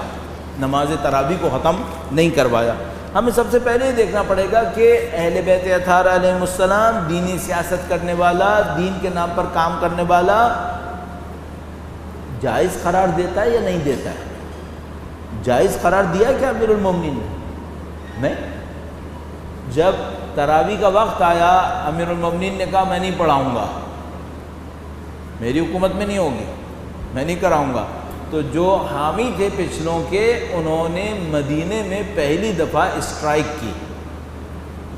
ہمارے پاس تاریخ اسلام میں اسٹرائک کا پہلا کانسیپٹ اس موقع پر آیا ہے۔ اب وہ جو اسٹرائک کرواتے رہتے ہیں اللہ جانتا انہوں نے کہاں سے سیکھا ہے، لیکن بہرحال تاریخ اسلام میں ایک جنرل اسٹرائک کا کانسیپٹ ادھر آتا ہے کہ جب انہوں نے کہا میں نہیں پڑھاؤں گا تو دکانداروں نے دکانیں بند کیں اور اپنے اختلاف کا اظہار کیا امیر المومنین کے سامنے۔ اب لوگ آئے امیر المومنین کے سامنے کہ کیا کریں؟ امام نے فرمایا میں نہیں کروں گا، ہرگز نہیں کروں گا۔ انہوں نے کہا اگر لوگ کریں تو آپ انہیں ماریں گے؟ کہا نہیں میں نہیں ماروں گا، ان کا دین ان کے ساتھ جائیں، اگر یہ اپنے دین کو سمجھتے ہیں اس طرح سے تو کریں، لیکن میں علی حکومت کے اندر رہتے ہوئے میں نہیں کروں گا۔ اب آپ سے میں پوچھتا ہوں، آپ نے یہ حصہ دیکھا کہ امیر المومنین نے کیوں نہیں روکا؟ امیر المومنین نے جواز نہیں دیا۔ اس کے بعد اگر مومنین کہتے جو تراویح پڑھے گا میں اسے 6 کوڑے ماروں گا، پھر ایک اور دین کا حکم ٹوٹ رہا تھا، وہ کیا؟ آپ دین کے اندر جبر شروع کریں گے، وہ بھی کس کے اوپر؟ ایک ایسے کام کے اوپر نہ واجب ہے نہ حرام ہے، نہ واجب ہے نہ حرام ہے۔ تو آپ کو اور مجھے اس کو ڈسٹنگوش کرنا پڑے گا۔ اگر کوئی یہ کہتا نا کہ ہم کل سے حج کو ممنوع قرار دیں گے، امیر المومنین لڑتے، دین اسلام کو پامال نہیں ہونے دیں گے۔ اگر کوئی یہ کہتا ہم خانہ کعبہ کی جگہ تبدیل کر رہے ہیں نعوذ باللہ تعالیٰ، یا مثلا اس ٹائپ کا کوئی کام، امیر المومنین لڑتے اس سے کہ نہیں یہ نہیں ہو سکتا۔ امیر المومنین خود بھی نہیں پڑھائی، کہا میں اس کو جواز نہیں دوں گا۔ اب اگر لوگ کہیں پہ کھڑے ہو کے کر رہے ہیں تو کیا انہیں کوڑے مارے جائیں گے؟ نہیں، ان کو کوڑے نہیں مارے جائیں گے، جان جو کرنا ہے وہ کرتے پھریں۔ اس طرح سے کام کیا جائے گا۔ درود بھیجے گا محمد و آل محمد صلی علی محمد و آل۔ آپ اور میں ہمیشہ ایک بات کو ذہن میں رکھیں، دین ایک حکم نہیں ہے، دین مجموعہ ہے بہت سارے احکام کا۔ میں ایک مثال اور آپ کی خدمت میں عرض کروں، پھر دوبارہ کنٹمپریری ایشوز سے۔ ایران میں، پھر ایران سے میں لینا اچھا نہیں ہوگا، شاید لوگ کہیں گے ساری مثالیں ایران سے ہی لیتے رہتے ہیں۔ مثلا ہمارے یہاں کچھ خواتین بے پردہ گھوم رہی ہوں گی، کیا کل سے میں یہ کروں کہ جو عورت بے پردہ نظر آئے اسے چپکے سے ایک پتھر مار دوں؟ کروں؟ مثلا یہاں پہ ایک بورڈ لگا دیتے ہیں بریٹو روڈ کے اوپر کہ یہاں بے پردہ گھومنا منع ہے، اس کے بعد جو بے پردہ نظر آئے پیچھے سے ایک پتھر پڑے گا اسے، صحیح ہے؟ نہیں کر سکتے، دین اسلام ایسے نہیں کیا جا سکتا۔ وارن کریں گے، ہوشیار کریں گے، اسے اطلاع دیں گے، خبر کریں گے، جہاں تک ممکن ہے اس کا سامنے کھڑے ہوں گے، لیکن کوئی یہ کہ اس کے اوپر انسانوں کو جسمانی طور پہ نقصان پہنچائیں گے، نہیں، یہ نہیں کر سکتے۔ ہاں اس میں ایک جگہ پر ہے، خدا نہ کرے نعوذ باللہ تعالی، اللہ اس برے وقت سے ہماری سوسائٹی کو محفوظ رکھے، کوئی اتنی بے حیائی کرے کہ معاشرے کے اندر بے حیائی کو فروغ دے اس طرح کھلے عام، ہاں وہاں پہ جا کے ہاتھ روک لیں، وہاں پہ جا کے ہاتھ روک لیں، کہیں یہ اس کی اجازت نہیں دے سکتے کہ کوئی معاشرے کے اندر اس طرح سے بے حیائی کو فروغ دینا شروع کر دے، اس کی اجازت نہیں دے سکتے۔ اب میں ایک اور عجیب سی مثال دوں گا تھوڑا سا تحمل کے ساتھ۔ مثلا اگر کوئی روزہ نہ رکھے، گھر میں بیٹھا رہے، میں گھر میں جاؤں دروازہ کھول کر اسے کہوں کہ روزہ رکھے، نہیں کر سکتا۔ لیکن اگر کوئی ماہ رمضان کے اندر دوپہر کے وقت باہر نکل کے پینا شروع کر دے روڈ کے اوپر، اس کا ہاتھ روکنا، بھئی یہ کیا کر رہے ہو، معاشرے کو خراب مت کرو، اس طریقے سے مت کرو۔ تو اگر ایک عورت بے پردہ ہو، اسے منع کیا جائے گا، اس سے کہا جائے گا، اسے امر بالمعروف نہی عن المنکر کے طریقوں پہ چلا جائے گا، فزیکلی نقصان نہیں پہنچا سکتے۔ لیکن اگر وہ ایسی کوئی بے حیائی کرے کہ معاشرے کو بے حیائی میں مبتلا کر کے برباد کر رہی ہو، ہاں اس کو فزیکلی روکا جائے گا کہ بھئی یہ کام ممکن نہیں ہے۔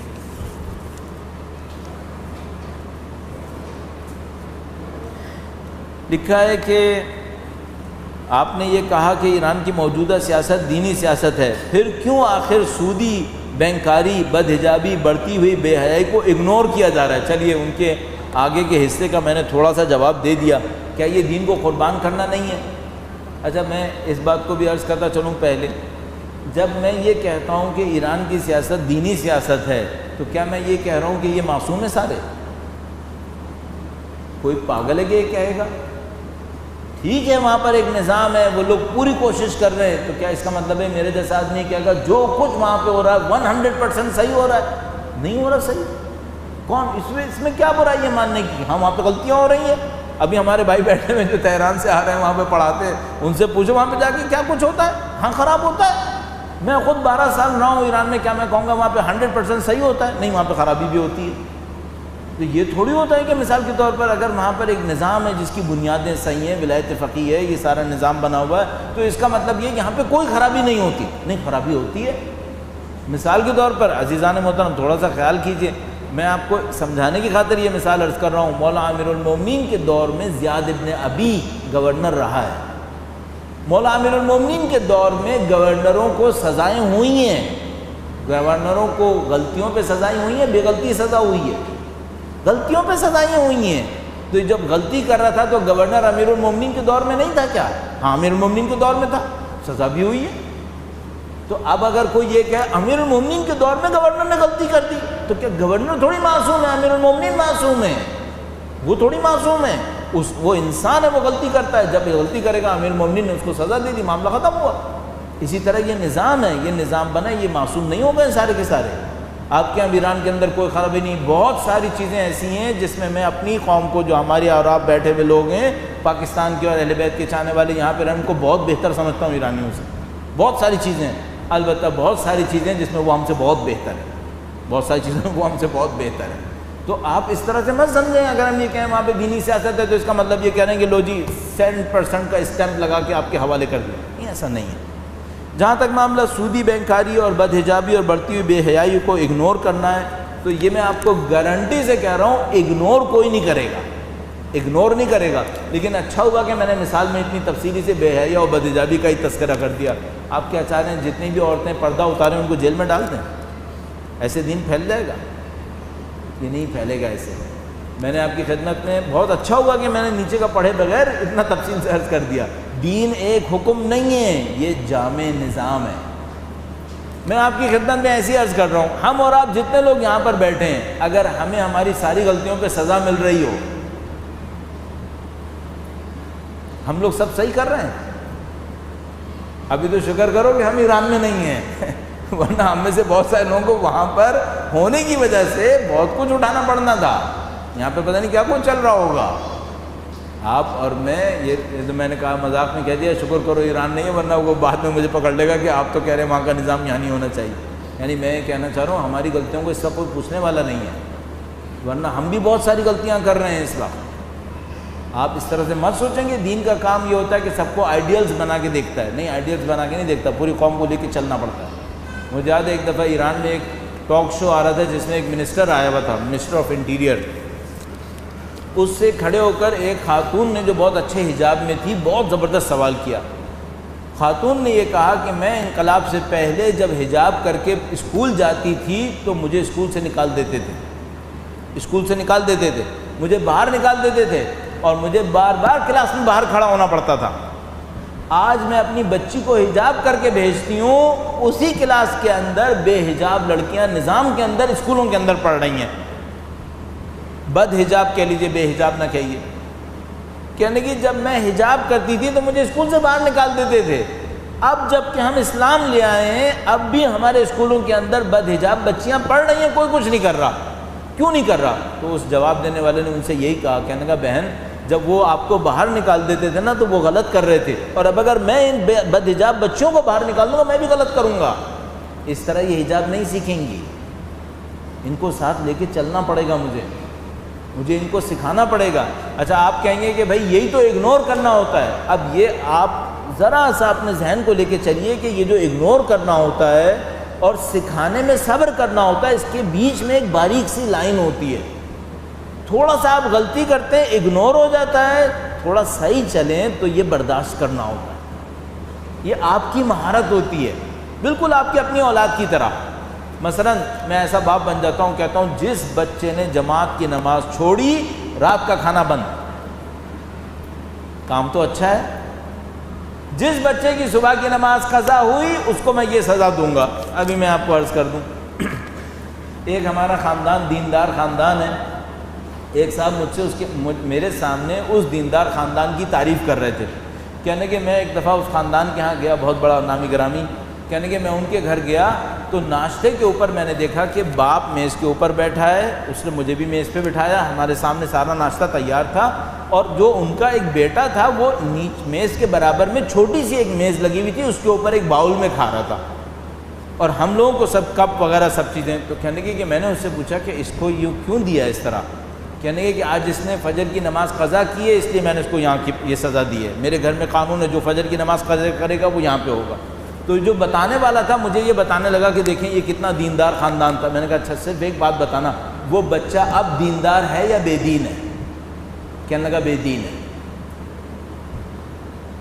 بے دین ہے. میں نے کہا ہمیں تم سے اسی لیے کہنا چاہ رہا تھا، جو تم جس کو تعریف کے نظر سے کہہ رہے ہو نا، یہ کوئی تعریف کا کام نہیں ہے، یہ بچے کو دشمنی دینے کے برابر ہے. تم سمجھ رہے ہو دین لاٹھی لے کے سیکھیں گے لوگ؟ یہ لٹھ لے کے دین نہیں سیکھیں گے. ان کو کسی طریقے سے سکھانے کے لیے ہمیں بھی کچھ جگر اپنا کاٹنا پڑے گا. آپ اولاد کی تربیت کر رہے ہیں، اگر لٹھ لے کے دین سکھانے کی طرف گئے نا، یہ چاروں پانچوں اولادیں آپ کی باغی ہو جائیں گی سب، اور ان کی بغاوت کے ذمہ دار آپ ہوں گے. اب آپ کہیں مجھ سے کہ تو کیا میں سب کچھ چھوڑ دوں؟ میں یہی کہہ رہا ہوں، یہ ایک باریک سی لائن ہوتی ہے. ایک وہ لائن ہے جو کہتا ہے غافل ہو جاؤ، ایک وہ لائن ہوتی ہے کہتی ہے ڈنڈا لے کے مارو. ان کے درمیان ایک لائن چل رہی ہوتی ہے جس میں آپ کو بیلنس اسٹرائک کرنا ہوتا ہے کہ اہمیت بھی دوں گا لیکن ڈنڈا لے کے بھی نہیں ماروں گا. بیچ میں ایک لائن چلانی پڑتی ہے. اور یہ کیرٹ اور اسٹک جو ہے نا، یہ دونوں ساتھ ساتھ چلتی رہتی ہے. تھوڑی لالچ بھی دے دو، تھوڑا ڈنڈا بھی دکھاؤ، یہ دونوں ساتھ دے کے کام کرنا پڑتا ہے. اسی لیے اللہ نبی کو بھیجتا ہے نا تو کہتا ہے بشیر بھی بنو نذیر بھی بنو. ہم میں سے کوئی بشیر بن جاتا ہے، کوئی نذیر بن جاتا ہے. ایک ڈنڈا لے کے کھڑا ہو جاتا ہے نذیر، اور ایک کہتا ہے جاؤ جو کرنا ہے کرتے پھرو، ایک بشیر. تو بھائی آپ بشیر بھی بنو، جہاں بشیر ہو وہاں بشیر بنو، جہاں نذیر ہو وہاں نذیر بنو. اللہ رحم کرے گا انشاءاللہ. درود بھیجے گا محمد و آل محمد.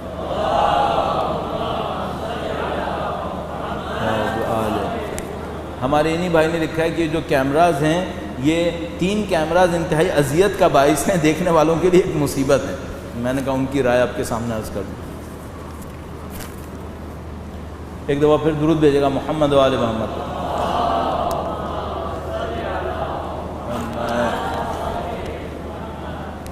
اگر امام کے اصحاب امام کا ساتھ دیتے تھے تو کیا امام جنگ کر لیتے؟ 100% کر لیتے. امام جنگ کے لیے تو لشکر لے کے نکلے تھے. امام نے بالآخر اپنے والد کی شہادت کے بعد اعلان کیا تھا کہ میں اس سے جنگ کروں گا، لشکر لے کے نکلے، اسی جگہ پہ لشکر بنایا جہاں ان کے والد نے لشکر بنایا. تو کیا یہ سیریس نہیں تھا؟ یہ 100% سیریس تھا. اگر لوگ ساتھ دیتے، امام کبھی صلح نہیں کرتے اس آدمی کے ساتھ، امام جنگ کرتے. بالکل اسی طرح جیسے اگر وہ صفین کے اندر معرکہ نہ ہوتا تو کیا امام حکمیت کرتے؟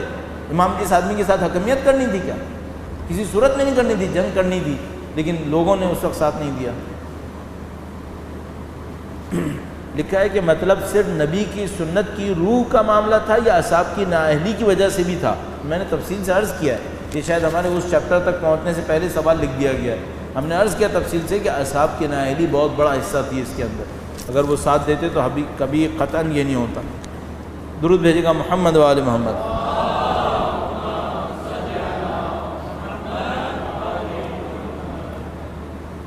لکھا ہے کہ آپ نے کہا کہ ہماری قوم کوئی لانگ ٹرم پلان نہیں کر رہی. آپ کی نظر میں فوری طور پر کون سا پلان شروع کیا جا سکتے ہیں؟ کون سی یعنی پلاننگ شروع کی جا سکتی ہے، پتہ نہیں کون سا منصوبہ شروع کیا جا سکتا ہے کیسے، اور وہ کون سے پلان ہیں جن پر قوم فوری طور پر تیار ہو سکتی ہے؟ دیکھو بھائی، کچھ چیزیں پہ قوم جو فوری طور پہ تیار ہوتی ہے نا، ان میں سے ایک دیگ ہے. قوم فوری طور پہ تیار ہو جاتی ہے، اس پہ چندہ بھی ملتا ہے اور لوگ فوراً آ بھی جاتے ہیں، لیکن اس سے مشکل حل نہیں ہوتی. اس سے چند گھنٹے کا معاملہ ہوتا ہے. اس سے تھوڑا سا آگے چلے جاؤ، بلڈنگ بنانے پہ بھی لوگ آ جاتے ہیں، بلڈنگ بنانے پہ بھی لوگ آ جاتے ہیں، لیکن بلڈنگ کے اندر کام کرنے والوں کو دینے پہ نہیں آتے.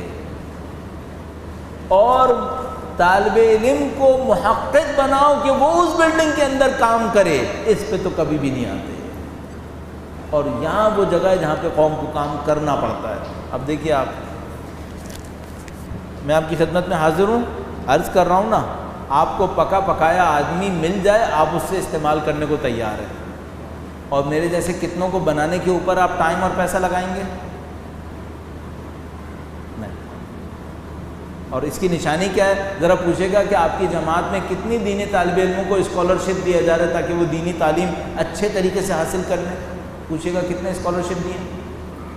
نہیں دیے. یہ مشکل ہے ہماری اور آپ کی. لانگ ٹرم پلاننگ نہیں کر رہے، بندے نہیں بنا رہے اپنے. ہم لوگ بلڈنگز بناتے ہیں، انسان نہیں بناتے. مجھے ادارے پتہ ہیں، نام لوں گا تو بہت برا ہو جائے گا، پراپر نام میں بھی نہیں لوں گا. بلڈنگ بنانے پہ کروڑوں روپے لگاتے ہیں، اس کے اندر پڑھانے والے ٹیچرز کی تنخواہیں چپڑاسیوں کے برابر. ادارے بلڈنگ سے بنتے ہیں یا بندوں سے بنتے ہیں؟ بندوں سے بنتے ہیں. آپ کو پکا پکایا ملے، آپ اس کو دینے کو تیار نہیں ہو. اور لمبی مدت کا پروگرام کیا ہوتا ہے؟ بناؤ بندے بناؤ. بھئی ابھی دیکھیں اتنی باتیں ہوتی ہیں، اسلامک فائنینس، اسلامک بینکنگ، فلاں. مجھے ذرا ادارے بتائیے جنہوں نے اسلامک بینکنگ کے اندر پی ایچ ڈیز کرنے والے بچوں کو اسکالرشپ دیا ہو. کتنے بچوں کو دے رہے ہیں؟ اس کا مطلب کیا ہے؟ ابھی بھی انتظار کر رہے ہیں کوئی اپنی جان کھپا کے پکا پکایا آ جائے تو ہم اس کو 4-5 ہزار روپے کے اوپر ہائر کر لیں گے. بنے گا ہی نہیں. اب ہائر تو بعد میں کرو گے نا، بنے گا تو ہائر کرو گے. اس کو کہتے ہیں لمبی مدت کی منصوبہ بندی. بس ایک مشکل ہماری ہے، کم مدت کے کام پہ لوگ فوری جمع ہو جاتے ہیں. چلو جمع ہو گئے، اچھی بات. تھوڑا سا لمبی مدت کا کام دکھاؤ، لوگ بھاگنا شروع ہو جاتے ہیں. بہت لمبی مدت کا کام، پھر کوئی نہیں آتا. قومیں اس طرح نہیں بنتی. اب یہ جو امریکہ اور یورپ ڈرامہ کر رہے ہیں ہمارے ساتھ، یہ کیا کر رہے ہیں؟ ہمارے پکے پکائے دماغوں کو یہ آخری ٹچ دینے کے لیے چھین کے لے جاتے ہیں. بچے نے میٹرک یہاں سے کیا ہے، انٹر یہاں سے کیا ہے، گریجویشن یہاں سے کیا ہے، ماسٹرز یہاں سے کیا ہے، پی ایچ ڈی وہاں سے کیا ہے، اب وہ وہیں کا ہو گیا ہے. 16 سال ہم نے پکایا، آخری 2 سال کی ٹچنگ دے کر اس نے وہاں پہ بٹھا لیا. یہ ہماری مصیبت ہے کہ ہم نہیں کرنا چاہ رہے. اور کب تک ایسے چلائیں گے؟ کب تک؟ ہم لوگ، میں آپ کو صحیح عرض کروں، ہم لوگ لیڈرز بنانے کے لیے حادثوں کا انتظار کر رہے ہیں. سوسائٹی لیڈرز نہیں بنا رہی، سوسائٹی لیڈرز کے بننے کے لیے حادثے کا انتظار کر رہی ہے. ہم ایکسیڈنٹ کے اوپر لیڈر کا انتظار کر رہے ہیں. کوئی پلاننگ کر کے لیڈرشپ نہیں کر رہے. بالکل جیسے ہم اپنی بجلی کے ساتھ کر رہے ہیں، پلاننگ کر کے بجلی نہیں بناتے، جتنی بن گئی، جتنی باقی بلیک آؤٹ، کوئی مسئلہ نہیں۔ تو بن گیا کوئی لیڈر تو بن گیا، نہیں بنا تو کوئی بات نہیں، یتیمی میں رہ لیں گے، کیسے چلے گا ایسے؟ یہ میں کہہ رہا ہوں لمبی مدت کے کام کر، تو جو لمبی مدت کے کام ہے عزیزان محترم، اب جب آپ کے سامنے میں اتنا بول ہی چکا ہوں، 3 کام لمبی مدت کے کام ہیں جن کے اوپر اگر ہم نے ادارے بنا لیے ہمارا مستقبل کافی حد تک محفوظ ہے۔ باقی اللہ مالک ہے، وہ قوم کی کشتی کو کیسے نکال کے لے جائے وہ اللہ جانتا ہے۔ یہ میں نہیں کہہ رہا کہ نہیں ہوگا، ورنہ نہیں ہوگا، نہیں، ورنہ پھر خدا سب کچھ کر سکتا ہے، لیکن ہم نے اگر کچھ کرنا ہے تو 3 کام ہمیں فوراً سوچنے پڑیں گے۔ پہلی بات تو یہ کہ بھائی تعلیم کے شعبے میں آپ نے کون کون سے ادارے فوراً بنانے۔ اگر کوئی مجھ سے یہ کہے کہ بھائی ہم غریب قوم ہیں، ہم یونیورسٹی نہیں بنا سکتے، میں کہوں گا غلط بات مت کرو، تمہارے پاس پیسہ بہت ہے، تم ادھر ادھر لٹانے کے لیے بڑا پیسہ ہے تمہارے پاس، تو تم بنا سکتے ہو۔ اچھا یونیورسٹی میں کون سی یونیورسٹی بنائیں؟ سائنس کی بنائیں، پریکٹیکل سائنس کی، یا سوشل سائنسز کی، یا کس چیز کی بنائیں؟ تو اگر مجھ سے کوئی کہے کہ بھائی مجھے ایک یونیورسٹی بنانی ہے صرف، تم یہ بتاؤ کس پہ بنائیں، تو میں کہوں گا ٹیچرس ٹریننگ پہ بناؤ، ٹیچرس ٹریننگ پہ بناؤ، تاکہ پاکستان کی ٹیچرس ٹریننگ تمہارے ہاتھ میں آ جائے کسی طریقے سے۔ اگر ٹیچرس ٹریننگ ہمارے ہاتھ میں آ گئی، اسپیشلی پرائمری لیول کے اوپر، یہ پاکستان پھر صحیح راستے پر ہے۔ ہمارے ہاتھ میں آنے کا مطلب یہ نہیں ہے کہ شیعہ کے ہاتھ میں آ جائے، نہیں، مخلص لوگوں کے ہاتھ میں آ جائے، عقل مندوں کے ہاتھ میں آ جائے، یہ کمرشلائزیشن سے بچ جائے کسی طریقے سے۔ تو آپ کے پاس جو قومیں بنتی ہیں وہ پرائمری اسکول میں بچوں کی تربیت سے بنتی ہیں۔ پرائمری اسکول کے ٹیچرز کو ٹرین کرنے والے ادارے قوم کو بنا رہے ہوتے ہیں۔ ہمارے ملک میں بدقسمتی یہ کہ چیپٹر ہی خالی ہے۔ یہی اچھی بات بھی ہے کہ خالی ہے، ابھی برانڈ نہیں بنا ہوا، آپ برانڈ بنا سکتے ہیں، آپ برانڈ اسٹیبلش کر سکتے ہیں۔ جو کام پہلے دودھ والا کر رہا تھا نا، وہ اب آل پرس کرتا ہے، اور جو پہلے مرغی والا کرتا تھا وہ اب KNN کرتا ہے، اور جو پہلے قصائی کرتا تھا وہ اب میٹ ون کرتا ہے۔ ابھی تک ٹیچرز ٹریننگ کا کوئی برانڈ نہیں بنا ہے، آپ بنا لو، ابھی فائدہ بھی ہوگا، پیسہ بھی بنے گا، اس کے اندر قوم بھی بنے گی، پیسہ بھی بنے گا۔ یہ ایک کام ہو گیا۔ دوسرا کام کیا ہے؟ ہماری قوم کی اکانومی، اور اکانومی چلتی ہے فائنینشیل انسٹیٹیوشن سے اور پروڈکٹیوٹی سے۔ 2 چیزوں کے اوپر محنت کرنی پڑے گی۔ ایک تو یہ کہ قوم میں پروڈکٹیوٹی کیسے آئے گی، دوسرا یہ کہ قوم کا فائنینس کیسے بنے گا۔ اگر ان 2 چیپٹرز کے اوپر کام کرنے آؤ تو اس کا ایک ملاپ بنتا ہے بہت بیسک لیول کے اوپر، اس کو ہم کہتے ہیں مائکرو فائنینس۔ مائکرو فائنینس میں پروڈکٹیوٹی اور فائنینس کا ملاپ بنتا ہے۔ دوسرا کام یہ کام ہے مائکرو فائنینس۔ بس پہلا کام ایجوکیشن، ایجوکیشن میں یونیورسٹی، یونیورسٹی سے ٹیچرس ٹریننگ، اور ٹیچرس ٹریننگ سے پرائمری اسکول، اور پرائمری اسکول سے بچے، اور پھر وہ قوم بنے گی۔ اور دوسرا ہو گیا اکانومی، اکانومی سے آئے فائنینس اور پروڈکٹیوٹی، اور فائنینس اور پروڈکٹیوٹی کا جو ملاپ بنتا ہے وہ گراس روٹ لیول کے اوپر مائکرو فائنینس میں آتا ہے، یہاں پہ جانا پڑے گا۔ اور تیسرا کام ہے لمبی مدت کی منصوبہ بندی۔ لمبی مدت کی منصوبہ بندی انسٹیٹیوٹ سے بنتی ہے۔ وہ انسٹیٹیوٹ بنتے ہیں ریسرچرز سے، اور وہ ریسرچرز جو بنتے ہیں وہ اسٹوڈنٹ لائف سے بنانے پڑتے ہیں۔ تو تیسری فیلڈ جس پہ کام کرنا پڑے گا وہ کچھ خاص فیلڈز کے اندر اسکالرشپ دے کر انہیں انہینس کرنا پڑے گا، تاکہ ہماری قوم وہاں چلی جائے، پھر وہ ہمارے لیے کام آ جائے۔ یہ 3 فیلڈز ہیں جو اس وقت کی ہماری بہت بڑی ضرورت ہے، لیکن ان میں سے کوئی بھی منصوبہ 25 سال سے کم کا نہیں ہوگا۔ کم سے کم 25 سال 30 سال سوچنے پڑیں گے، اتنے میں مر چکا ہوں گا، آپ کو پرواہ نہیں کرنی چاہیے۔ ہم لوگوں کے مرنے سے قوم کیا مر جائے گی؟ قوم نے زندہ رہنا ہے۔ مجھے اگر کل موت آنی ہو نا تو مجھے آج بنا لینا چاہیے، کہ میں تو کل مر جاؤں گا، قوم تو زندہ رہے گی بھائی۔ آپ کو اور ہمیں ہمیشہ اس بوڑھے کی طرح سوچنا پڑے گا جو اگلے سال مرنے والا ہے، لیکن درخت وہ اگا رہا ہے جو 5 سال بعد پھل دیتا ہے۔ وہ کہتا ہے میں نہیں کھاؤں گا، لیکن پچھلی نسل نے جو لگایا تھا اس کا پھل میں نے کھایا ہے، تو اگلی نسل کو بھی میرے لگے ہوئے کا پھل ملنا چاہیے۔ عزیزان محترم، جب تک ایسے نہیں سوچیں گے معاملہ حل نہیں ہوگا۔ ہم لوگ فوری رزلٹ چاہتے ہیں، آج کروں کل رزلٹ مل جائے، وہ پھر دیگ میں بنتا ہے، 2 گھنٹے میں تیار ہو جاتی ہے۔ اس میں مشکل یہ ہے کہ وہ 2 گھنٹے میں ختم بھی ہو جاتی ہے۔ آپ کو لمبی مدت کا سوچنا چاہیے. درود بھیجیں محمد و آل محمد پر.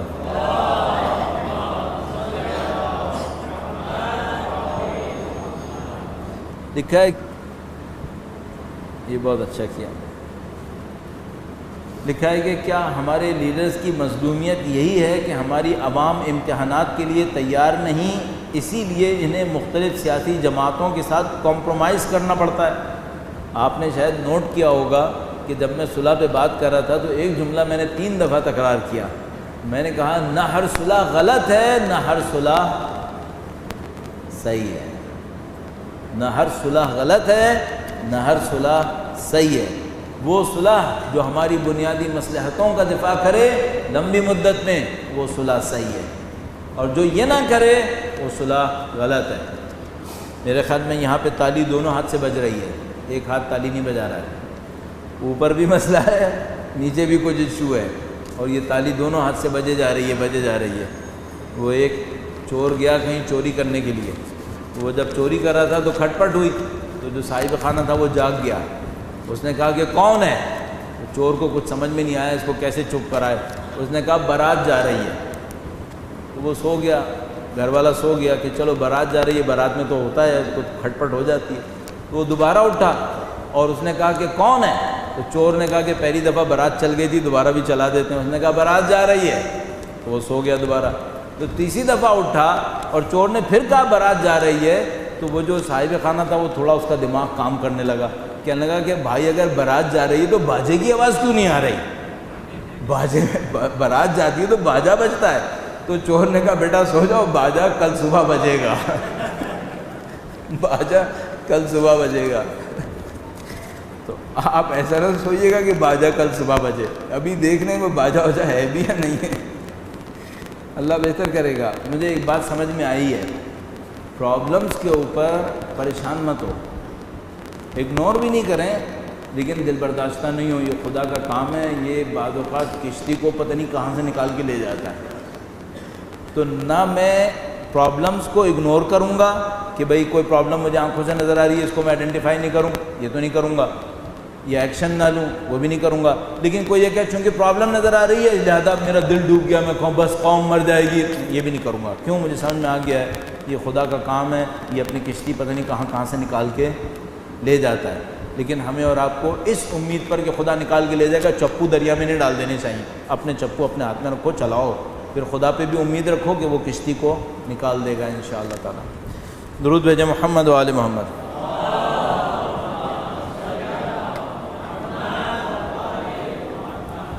اب یہ جو سوال ہے یہ ایک لحاظ سے بہت اچھا ہے اور ایک لحاظ سے تھوڑا پرابلمٹک ہے. سوال یہ ہے، آپ نے یونیورسٹی کی بات کی لیکن ہمارے ہاں تو اسکول پہ بھی صحیح توجہ نہیں دی گئی. مثلا ہر ایک نے اپنا اسکول بریکٹ میں 1.5 انچ کی مسجد کھول دی، فلاں مولانا کا اپنا اسکول، فلاں کا اپنا، اور ہماری جماعت کا اپنا. اگر ایک بڑا اسکول ہو تو کیا بہتر نہیں ہے؟ اچھا، اب اس سوال کے اوپر میں اگر آپ سے کمنٹس مانگتا، اگر اس میں فورم میں کوئی گنجائش ہوتی، تو آپ میں سے کچھ لوگ کہتے بالکل صحیح کہہ رہا ہے، ایک بڑا اسکول بناؤ معاملہ ختم. اور کچھ لوگ کہتے ہیں کہ نہیں، یہ ایک بڑے اسکول کی کہانی کیسے چل سکتی ہے، 2 کروڑوں کا شہر ہے، یہاں پہ ایک بڑا اسکول تھوڑی بننا ہے کیا. اچھا، اس کا بیچ کا بھی ایک راستہ ہے. ایک ادارہ ہو جائے جو کریکولم اور اسکول مینجمنٹ کا سسٹم بنا لے، باقی سب اپنے اپنے اسکول کھولتے رہو. میں ایجوکیشن کے اندر اس کا معتقد ہوں. میں نے آپ کی خدمت میں جب ایجوکیشن کے اوپر بات کی تو میں نے ٹیچرز ٹریننگ کی بات کی، اور دوسرا پارٹ ہے اسکول مینجمنٹ کا سسٹم. اسکول مینجمنٹ کا سسٹم ہمیں 2 چیزوں کے اوپر کام یقیناً کرنا پڑے گا، ایک فیکلٹی اور ایک سسٹم. ان دونوں پہ کام کریں گے ٹیچرز، جن کو ہمیں اپنے اس ٹیچرز ٹریننگ انسٹیٹیوٹ میں بنانا پڑے گا. البتہ کچھ بنے بنائے باہر سے بھی ملیں گے. عزیزان محترم، یہ وہ لمبی مدت کا کام. آپ دیکھیے، اس میں ایک تصور کیجئے گا، آپ کو اور مجھے کمپیوٹرز کا اچھی طرح سے پتہ ہے، ایک ہارڈ ویئر ہے، ایک سافٹ ویئر ہے. ایجوکیشن کے اندر ہارڈ ویئر کیا ہے؟ Building, bench. سافٹ ویئر کیا ہے؟ سسٹم. سافٹ ویئر پہ کام کریں، ہارڈ ویئر پہ لوگوں سے کیا وہ خود کریں. بلڈنگز لوگ بنائیں اپنی مصلحتوں کی خاطر، آپ سسٹم بنائیں، ٹیچرز بنائیں. تو جو اس سسٹم کو چلانے والے وہ آپ بنائیں، اور بلڈنگز اور بینچز اور یہ سب لوگ بنائیں گے۔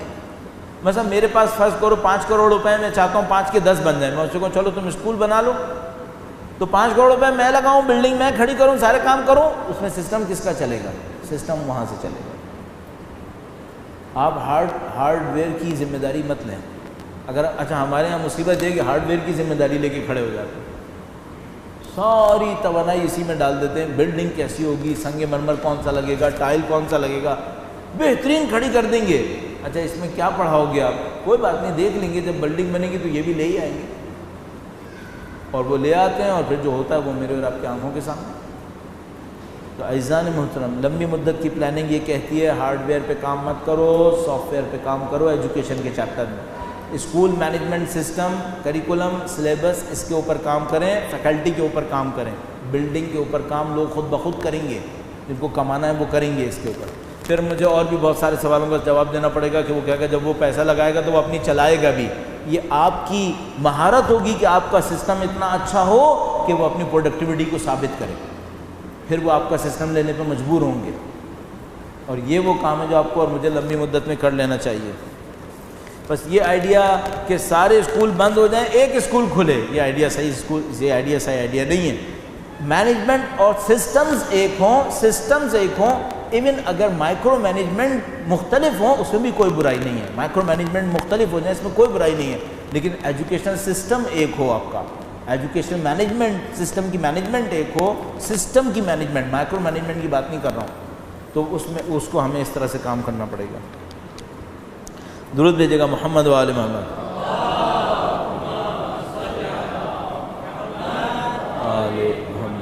اب یہ مشہور و معروف سوال ہے جو 2 مہینے سے تقریباً چل رہا ہے، گلگت بلتستان کے الیکشن میں سیاسی جماعتیں، پتہ نہیں ایک کچھ لکھا ہے بیچ میں، ایک کیوں نہیں ہوئی؟ کیونکہ ہر جماعتیں تو پتہ نہیں کیا لکھا ہے، اتحاد و اتفاق کی باتیں کرتی ہیں سنی برادران کے ساتھ اتحاد ہو سکتے ہیں، مگر اپنی فقہ کے لوگوں سے اتحاد کیوں نہیں ہو سکتا ہے؟ یہ ظاہر ہے کہ میں نے فیصلے نہیں کرنے ہیں، اور نہ میں اس کو ڈیفینڈ کروں نہ میں اس کو ریجیکٹ کروں۔ جو لوگ وہاں پہ تھے وہ یہ بتا پائیں گے کہ کیوں نہیں ہو سکا، اور کیوں ہوا اور کیوں نہیں ہوا، اور غلطی کس کی تھی اور کس کی نہیں تھی۔ یہ کام میرا کام نہیں ہے، میں اس کے اندر نہیں جا سکوں گا، لیکن ایک بات مجھے پتہ ہے، وہ یہ کہ بہت دفعہ ہم اس بات پہ کلیئر نہیں ہوتے ہمارے آبجیکٹیوز کیا ہیں، ہمارے اہداف کیا ہیں۔ ہم کود بیٹھتے ہیں اور ہمیں پتہ نہیں ہوتا ہمیں کرنا کیا ہے، ہمیں حاصل کیا ہونا ہے۔ مثلا میں بالکل انصاف سے سوچئے گا، یہاں پہ جتنے لوگ بیٹھے شاید کئی سو ہو سکتے، 200 250 پتہ نہیں 150 کے قریب، یہ سب ایک ہدف سے بیٹھے ہیں یہاں پر، 100% ایک آبجیکٹیو ہے؟ نہیں، ایسا نہیں ہوگا۔ کسی کی فکر میں اتنی گہرائی ہوگی کہ وہ سوچ رہا ہوگا کہ اس پروگرام سے اگلے 10 سال میں کیا مل سکتا ہے۔ کسی کے ذہن میں کوئی گہرائی نہیں ہوگی، اس کو صرف یہ سوچنا ہوگا کہ یار گھر میں بیٹھوں گا تب بھی گرمی لگے گی نا، تو وہاں جا کے بیٹھ جاتا ہوں۔ ممکن ہے کوئی ایسا نہیں، ممکن ہے کوئی یہ کہے کہ بھائی ایسا ہے دین کے نام پہ کچھ لوگ جمع ہو رہے ہیں، خود بتائیں اللہ رمضان کا مہینہ ہے، ثواب کمانے کے لیے جا کے بیٹھ ہی جاتے ہیں۔ ممکن ہے کوئی یہ کہ نہیں وہاں پہ دین کی بات ہوتی ہے، علم کی بات ہوتی ہے، مجھے علم لینا ہے، مجھے مختلف اہداف ہو سکتے ہیں، مختلف وسائل ہو سکتے ہیں، مختلف مینٹیلٹیز ہو سکتی ہیں۔ تو میرا اپنا یہ خیال ہے کہ 100% ایک فورم کے اوپر، پلیٹ فارم کے اوپر سب کو جمع کرنا شاید ممکن نہیں ہو پاتا۔ اور البتہ یہ سوال یہ نہیں کہہ رہا ہے کہ آپ سیاسی مسائل کو نہ بولیں، اس میں نے لکھا ہے کہ خواتین کی طرف سے ایک سوال ہے، نہیں آپ میں یہ نہیں گھبرائیے گا کہ انہوں نے کہا کہ بھائی یہ گلگت بلتستان پہ تبصرہ نہ کریں، کیونکہ معمولاً ایسے ہی ہوتا ہے۔ تو یہ سوال ہے، کچھ اور ہے، میں بھی عرض کروں گا۔ تو میں جو اس میں جواب ہے وہ یہ ہے کہ مجھے یوں احساس ہوتا ہے، اور اس کو میں معتقد ہوں، میرا خیال ہے میں اپنے اعتقاد کو کہنا چاہ رہا ہوں، یہ کہ قوم میں کچھ خرابیاں رہیں گی اس دور کی وجہ سے جو ہم پر گزر رہا ہے۔ ہم لوگ نئے ان فیلڈز کے اندر، ہم لوگ اس فیلڈ میں پرانے نہیں ہیں، ہم لوگوں میں اس کام کا میچور بیہیویئر ابھی ڈیولپ نہیں ہوا ہے، ہم لوگ ڈیولپمنٹ کے فیز سے گزر رہے ہیں۔ اب تصور کیجئے 25-30 سال پہلے یہ باتیں تھیں ہی نہیں، اصلاً ہمارے درمیان تھی نہیں۔ آپ کو میں صرف مثال کے طور پہ عرض کر رہا ہوں، جب مشرف کا دور شروع ہوا تھا تو مشرف نے ایک ریفرنڈم کروایا تھا۔ اچھا ہم نئے آئے تھے پاکستان، اور ہمارا پولیٹیکل سائنس کا بیک گراؤنڈ تھا، تو ہم نے کچھ دوست احباب سے کہا کہ بھئی یہ مشرف ریفرنڈم کروانے والے ہیں، تو ہم لوگ اس کے اوپر کچھ بات چیت کرتے ہیں۔ تو ہم نے ایک پروگرام ارینج کیا کھارادر میں ہم نے ایک پروگرام ارینج کیا جو ریفرنڈم اور پاکستانی سیاست کے اوپر کچھ بات چیت کرنے کے لیے تھا۔ آپ یقین فرمائیے پروگرام سے پہلے والی رات تک مجھے کال آ رہی تھی کہ زئی صاحب آپ سب لوگوں کو انٹیلیجنس اٹھا کے لے جائیے، اور میں نے اس سے کہا کہ بھائی ہم کون سی بغاوت کر رہے ہیں، ایک لیکچر دے رہے ہیں، وہ بھی سب کے لیے دروازے کھلے ہیں، اس کی ویڈیو بھی موجود ہے، ہم نے کوئی کسی کے خلاف بغاوت کرنی ہے کیا؟ اتنا کیوں گھبرا رہے ہو؟ یہ 15-17 سال پہلے ہمارا عالم یہ تھا۔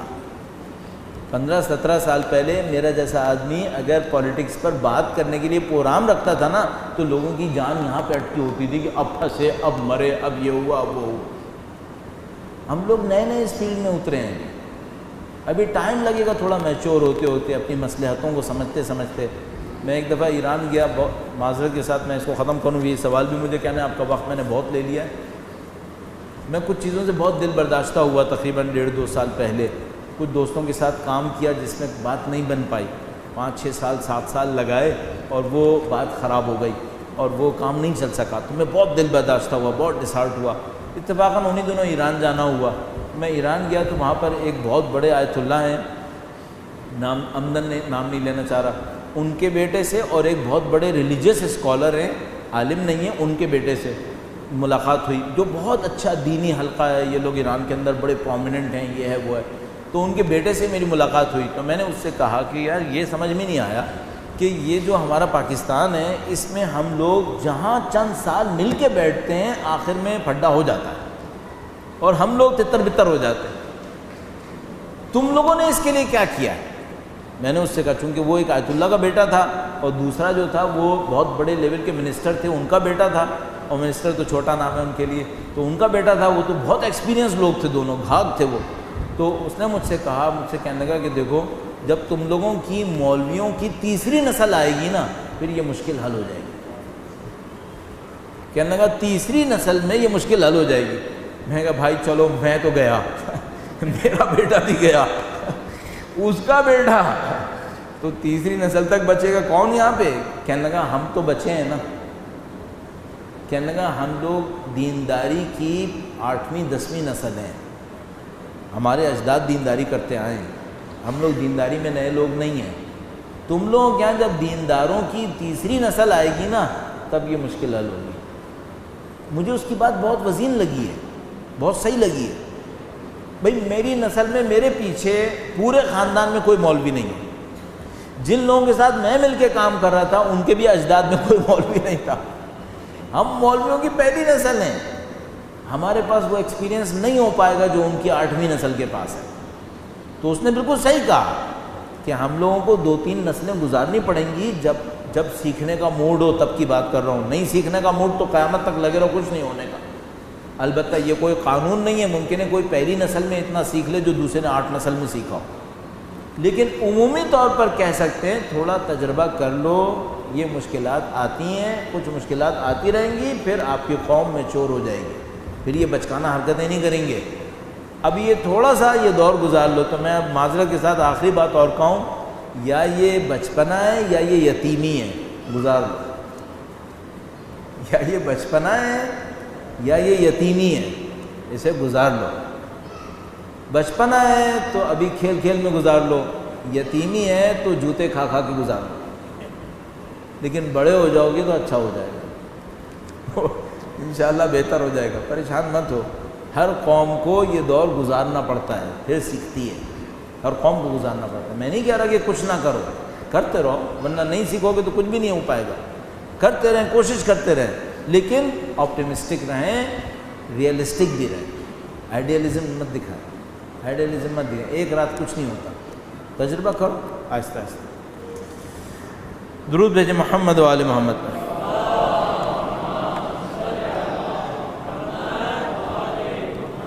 لکھا ہے کہ امام کی صلح کرنے کی خاص وجہ یہ بتایا جاتا ہے کہ کچھ ایسا گروہ تھا جنہوں نے آپس میں منصوبہ کیا تھا کہ امام کو رسیوں سے باندھ کر امیر شام کے ہاتھوں فروخت کیا جائے۔ جنہوں نے منصوبہ بنایا یہ کون سا تھا، یعنی گروپ کون سا تھا، اور ان میں کون سے لوگ شامل ہیں؟ یہ بہت تفصیلی معرکہ ہو جائے گا۔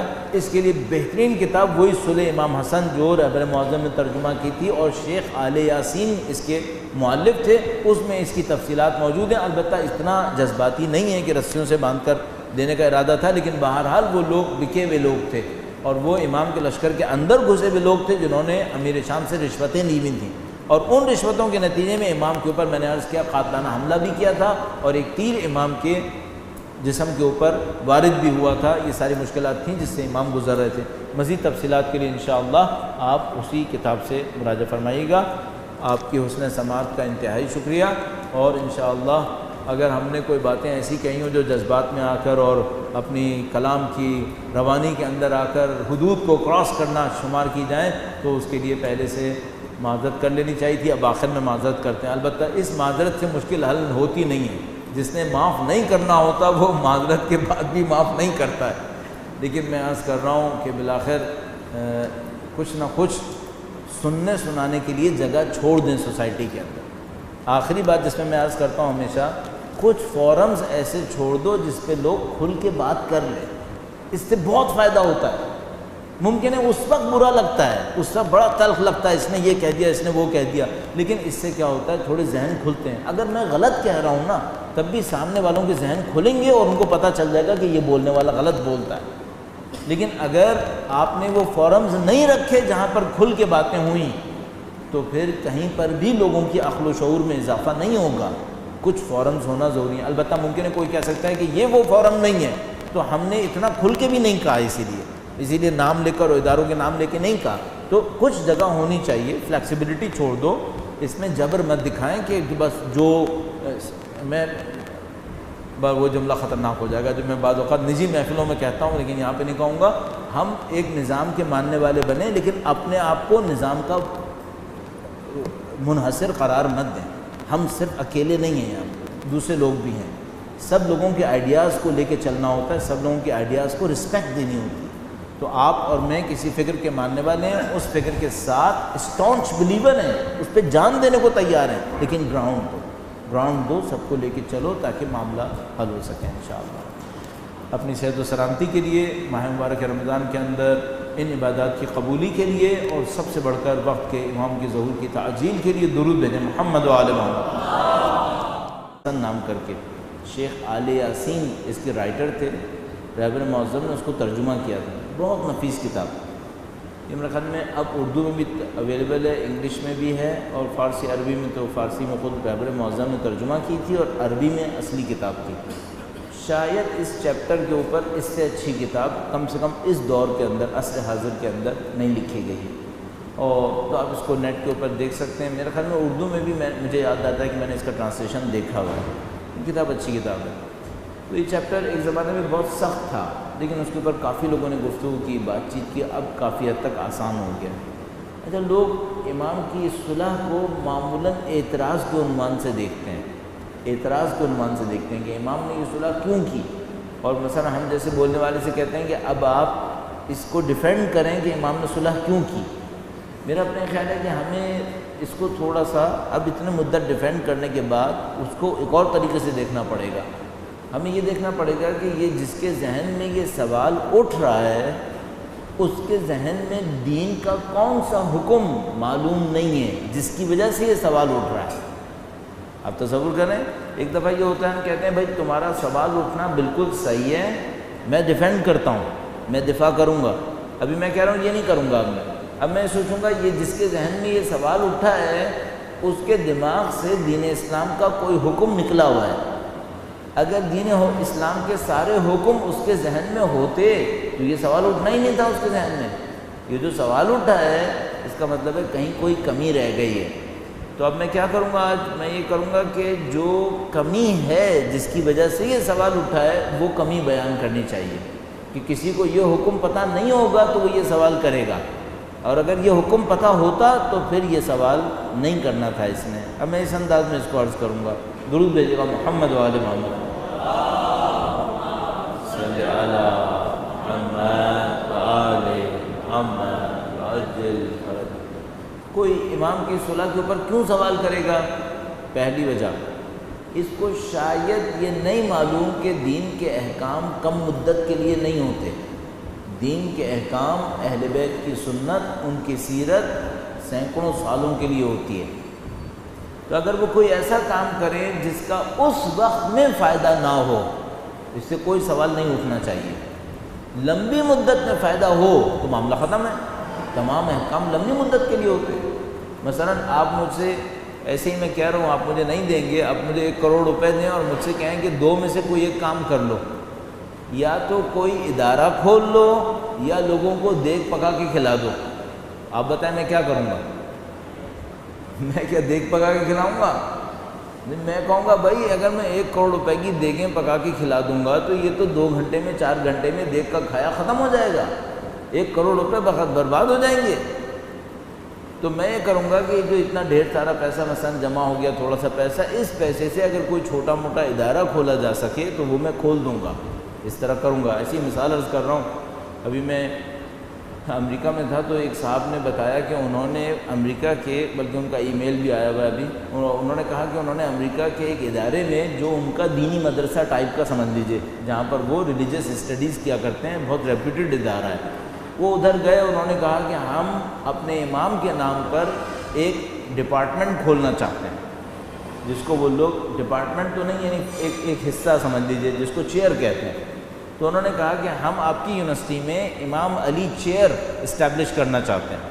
یہ جو امام علی چیئر ہوگی یہ کیا کرے گی؟ یہاں پر ایک ٹیچر ہوگا، وہ کچھ کورسز آفر کرے گا، وہ ہر سیمسٹر میں کچھ کورسز پڑھائے گا.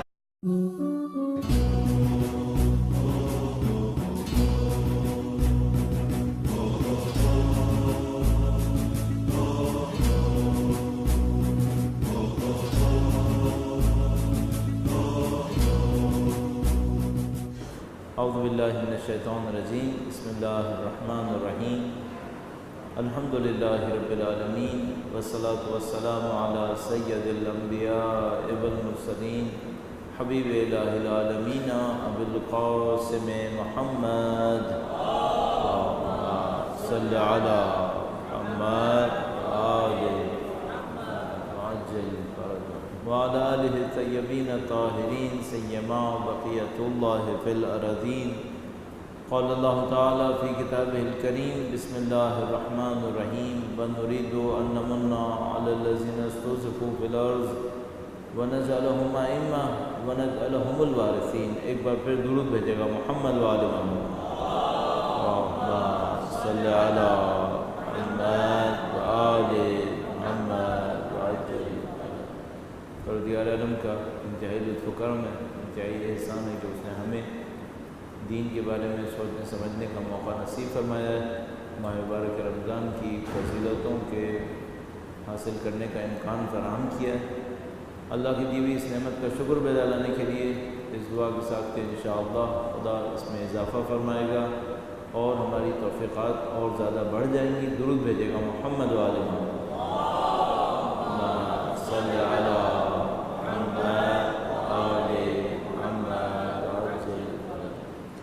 ہم نے جس موضوع کے اوپر کل عرائض پیش کیے وہ دینی سیاست کے بنیادی اصول، اور دینی سیاست کے بنیادی اصول کے اندر چند بنیادی ترین اصولوں کے اوپر بات کی گئی. وجہ کہ کس طریقے سے کہ ہدف وسیلے کی توجیہ کر دیتا ہے.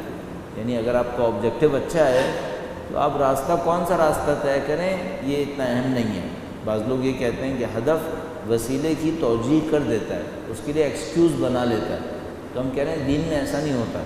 ہدف امپورٹنٹ ہے، جس راستے سے آپ ہدف تک پہنچیں گے وہ بھی امپورٹنٹ ہے. آپ دین کے ہدف تک بے دینی سے نہیں پہنچ سکیں گے. تو مثال کے طور پر کوئی یہ کہے کہ میں فتنہ مچا کر دین حاصل کر لوں گا. یعنی اگر آپ فتنہ مچا رہے ہیں تو فتنہ دین کے اندر قبول نہیں ہے. فتنہ مچا کے دین نہیں ہو سکتا. دھوکہ دہی کر کے دینی حکومت بنا دوں گا پھر لوگوں کو دیندار بنا دوں گا، ایسا نہیں ہو سکتا. اگر آپ دینی سیاست کر رہے ہیں آپ کو دین کے تمام احکام کا خیال کرنا پڑے گا، دین کے اصولوں کا خیال کرنا پڑے گا. اس کی بہت ساری مثالیں دی جا سکتی ہیں اور مسلسل آپ کی خدمت میں عرض کی گئی ہیں. آج ہم ان تمام باتوں کے پس منظر میں متمرکز ہوں گے، زیادہ توجہ دیں گے امام دوم امام حسن مجتبیٰ علیہ السلام کی صلح. اللہم صلی علی محمد وآل محمد یہ جو چیپٹر ہے یہ تاریخ اسلام کے پیچیدہ چیپٹرز میں سے ایک چیپٹر ہے۔ البتہ الحمدللہ رب العالمین اب اس کے اوپر اتنی بات ہو گئی ہے اور دسیوں سالوں سے بات ہو رہی ہے کہ اب لوگوں کے نزدیک کافی حد تک یہ معاملہ حل ہوتا نظر آتا ہے۔ لیکن بہرحال جب بھی کہیں سیرت ائمہ کے اوپر بات ہوتی ہے تو چند چیپٹرز ایسے آتے ہیں جن کے اوپر بہت سخت ڈسکشن کرنا پڑتا ہے۔ اس میں سے ایک چیپٹر امام کی صلح کا ہے، اور میں جب بھی اس کے اوپر بات کرتا ہوں تو ضرور عرض کرتا ہوں کہ رہبر معظم نے انتہائی نفیس کتاب اپنی تقریباً جوانی کے زمانے میں جب وہ جلاوطنی کی زندگی گزار رہے تھے، ایران کے ایک شہر سے ان کو دوسرے شہر میں جلاوطن کر دیا گیا تھا تاکہ ان کے نزدیک لوگ نہ آئیں۔ تو جب وہ جلاوطنی کے دور میں تھے تو انہوں نے ایک کتاب ٹرانسلیٹ کی تھی، صلح امام حسن، اور کن وجوہات کی وجہ سے دین سیاست کے اندر دخالت دیتا ہے، کیوں ایسا ہونا ضروری ہے۔ ہم نے عرض کیا کہ ایسا ممکن نہیں ہے کہ دین سیاست کے اندر رہنمائی نہ دے، کیونکہ اس کا تعلق انسان کی زندگی سے، انسان کے کمال سے ہے، انسان کی تقدیر سے، اور دین اسلام کے نزدیک یہ سب چیزیں اہم ہیں، اس لیے وہ اس کے اندر دخالت دے گا۔ پھر یہ معاملہ بھی عرض ہوا کہ دین کی جو سیاست ہے وہ جبر کے اوپر نہیں ہو سکتی، دین کی سیاست شعور کے اوپر ہوتی ہے۔ دین لوگوں کو آگاہی دیتا ہے، بصیرت دیتا ہے تاکہ لوگ اپنے فیصلے خود کریں۔ دین کی سیاست جبر پہ بھی نہیں ہو سکتی، دین کسی کی گردن کے اوپر شمشیر نہیں رکھے گا اور جبر کر کے ان کی مصلحتوں کو کہے کہ پورا کر لو۔ یہ بھی عرض ہوا کہ دین کی سیاست بنیادی حل کی طرف جاتی ہے، دین نمائش کا کام نہیں ہے، دین پروپیگنڈے کا کام نہیں ہوتا۔ اور ساتھ یہ بھی عرض ہوا کہ دین کی سیاست میں مشکلات بھی آئیں گی، ایسا نہیں ہوگا کہ کوئی مشکل نہیں آئے گی، سارے مسائل حل ہو جائیں گے، نہیں، مشکلات آتی ہیں، مسائل جھیلنے پڑتے ہیں۔ جیسے کہ اللہ کے رسول کی مثال عرض کی کہ اللہ کے رسول نے کہا کہ میں تمہاری ساری مشکلات کو حل کروں گا، لیکن جب مدینے میں لوگ ان کے ساتھ جمع ہوئے تو جنگوں پہ جنگیں اور بہت زیادہ مشکلات آئیں۔ یہ سب دینی سیاست کا حصہ بنتا ہے، اس کے اصول بنتے ہیں۔ اسی طریقے سے جو سب سے اہم اس سلسلے میں عرض کیا تھا وہ یہ کہ دینی سیاست کبھی بھی دین کو پامال نہیں کرے گی۔ اگر کبھی بھی آپ کو اور مجھے یہ احساس ہو کہ ہم کو ایسی سیاست دیکھ رہے ہیں جس میں دین پامال ہو رہا ہے، تو قطعی طور پر یہ دینی سیاست نہیں ہو سکتی، کیونکہ جو بھی سیاست کرتا ہے دین کے لیے، وہ دین کی حفاظت کے لیے سیاست کرتا ہے، اپنے مفادات کے لیے تھوڑی کرے گا۔ تو جب وہ دین کی حفاظت کے لیے کر رہا ہے تو خود سیاست کے ذریعے دین کو پامال کر دے، یہ ممکن نہیں ہے۔ تو وہ جو مشہور و معروف جملہ ہے جو دنیا کے اندر کافی رائج ہے، اور اس کو اگر ہم ترجمہ کریں تو اس طرح کہیں گے کہ